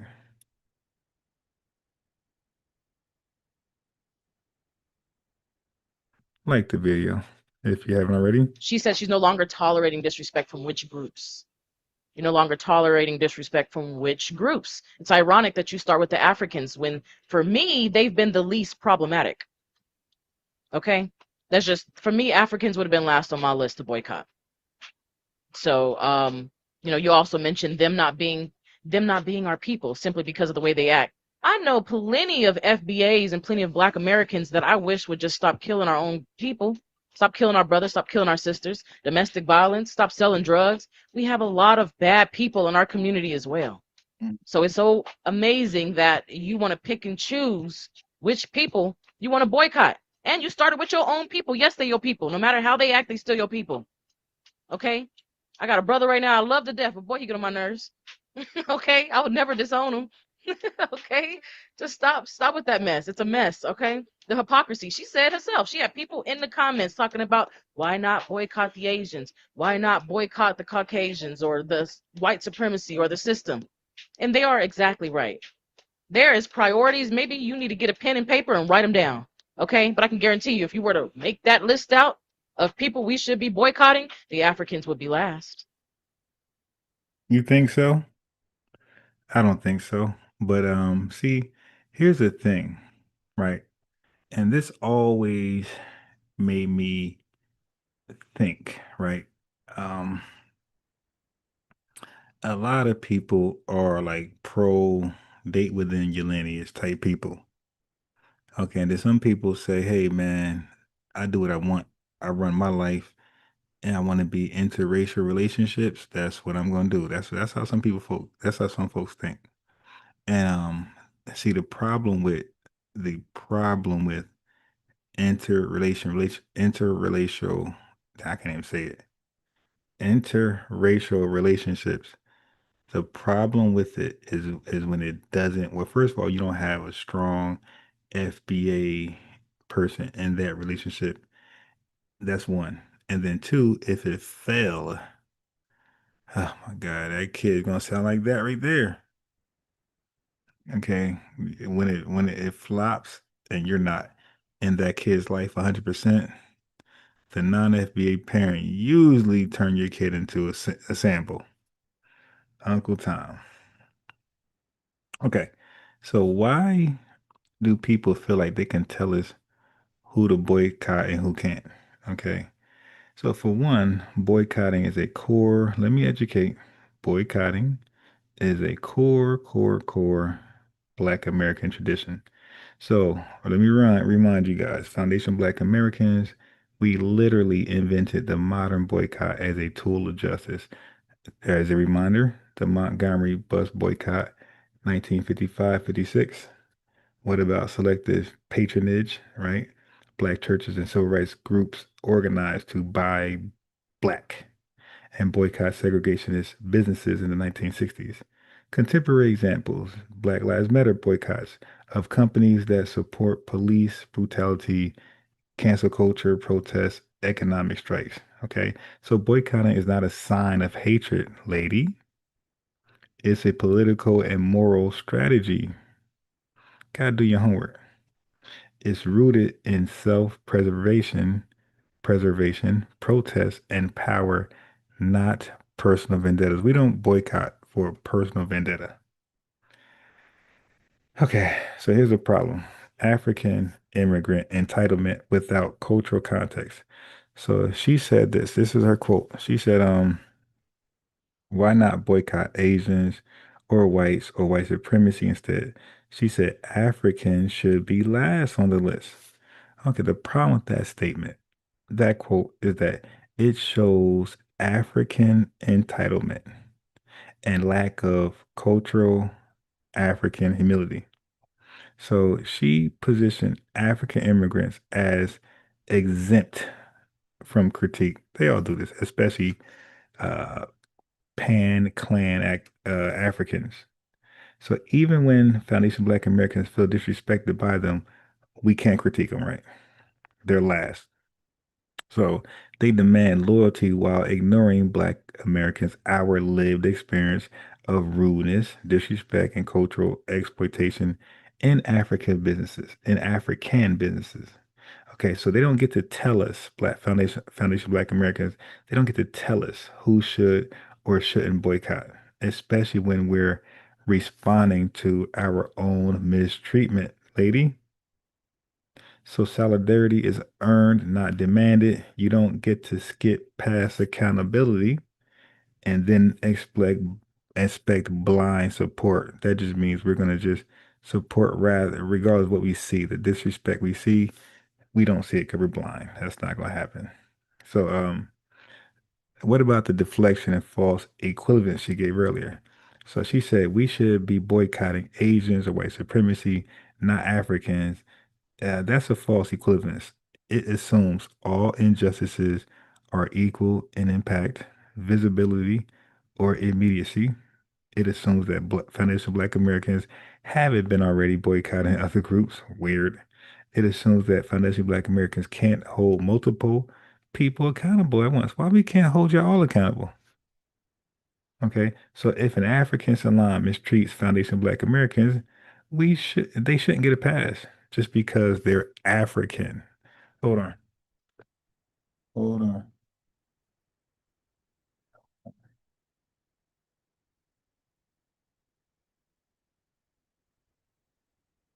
Yeah, they shouldn't get a pass just because they are African. If you're new here, you like the podcast, the super chat does work. This is for the new subscribers. The super chat does work and the Cash App is pinned to the top.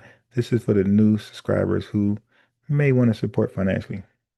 Those are two options right there. If not, like the video, subscribe, and tune in tomorrow live in the morning. Hit that notification bell. All right, so let me go further. Okay, so where was I? So that's not how justice works, lady. Proximity does not excuse exploitation, and failure to understand American racial history isn't no excuse. So many African immigrants arrive without deep knowledge of Jim Crow, the Civil Rights Movement, or how boycotts were used as survival tools. Many immigrants arrive here without fully grasping that foundational Black Americans built entire survival economies by boycotting racist systems and redirecting their dollars. So, when they see Foundation Black Americans boycott African salons for rude service, price gouging, or poor hygiene, ew, they interpret it as a personal attack or tribalism instead of economic self-determination. They often lack historical context, and instead of learning it, they react emotionally. Okay, anyway, Foundation Black Americans are expected, according to her, according to the lady, Foundation Black Americans are expected to tolerate disrespect from African salon workers.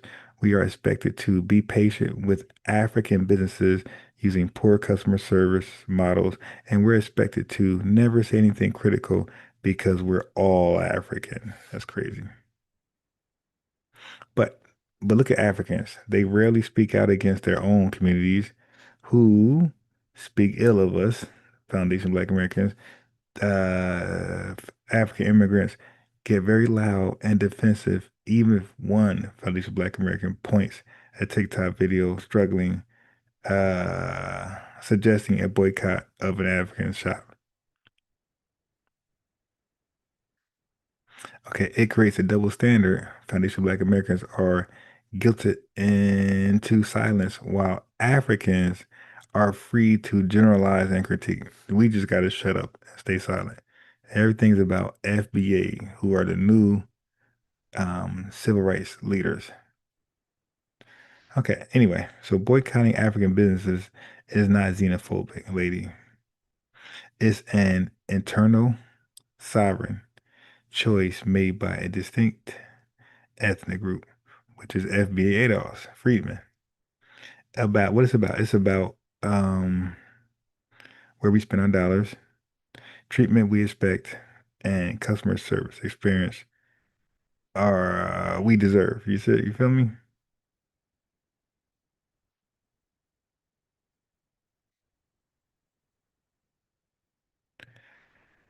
Okay.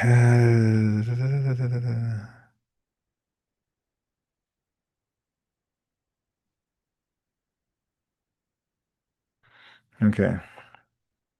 So Africans don't get to opt into capitalism and then opt out of critique. No, no, no, no. You can't open a business in America and then be shocked when customers demand accountability. Okay. Where we at in the chat? Okay, chat. Any haters? Everybody, Ronnie 465. Peace to you. Okay, we got a lot of love in the chat. We don't see no haters.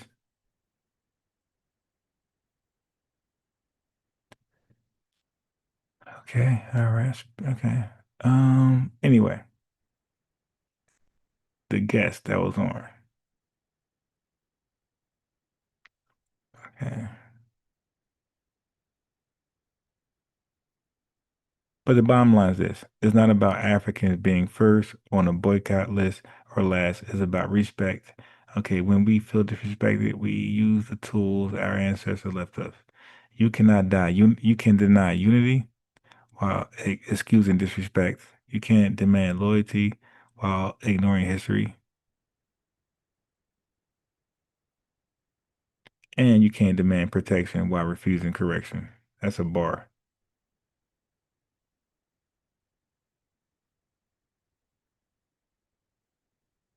Okay, I think I'm gonna save the rest for tomorrow. It's already 1 o'clock a.m.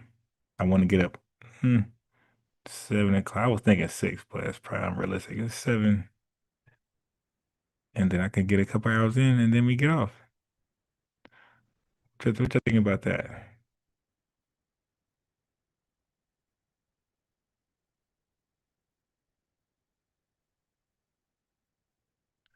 Okay, I'm just fixing my notes. Oh shit, why am I doing that? All right, family. So we appreciate you guys for pulling up. You definitely represented 1 o'clock in the morning. We had over 100 something people. That's pretty good for a morning table. For a morning pull up tomorrow for a morning round table discussion. I'm gonna put the link out there for folks to join and get it in. All right, family. So I think that's it for tonight. I apologize, but I need to get to sleep to wake up early. So y'all should tune in the morning. All right. Okay, family, I'm out. Peace.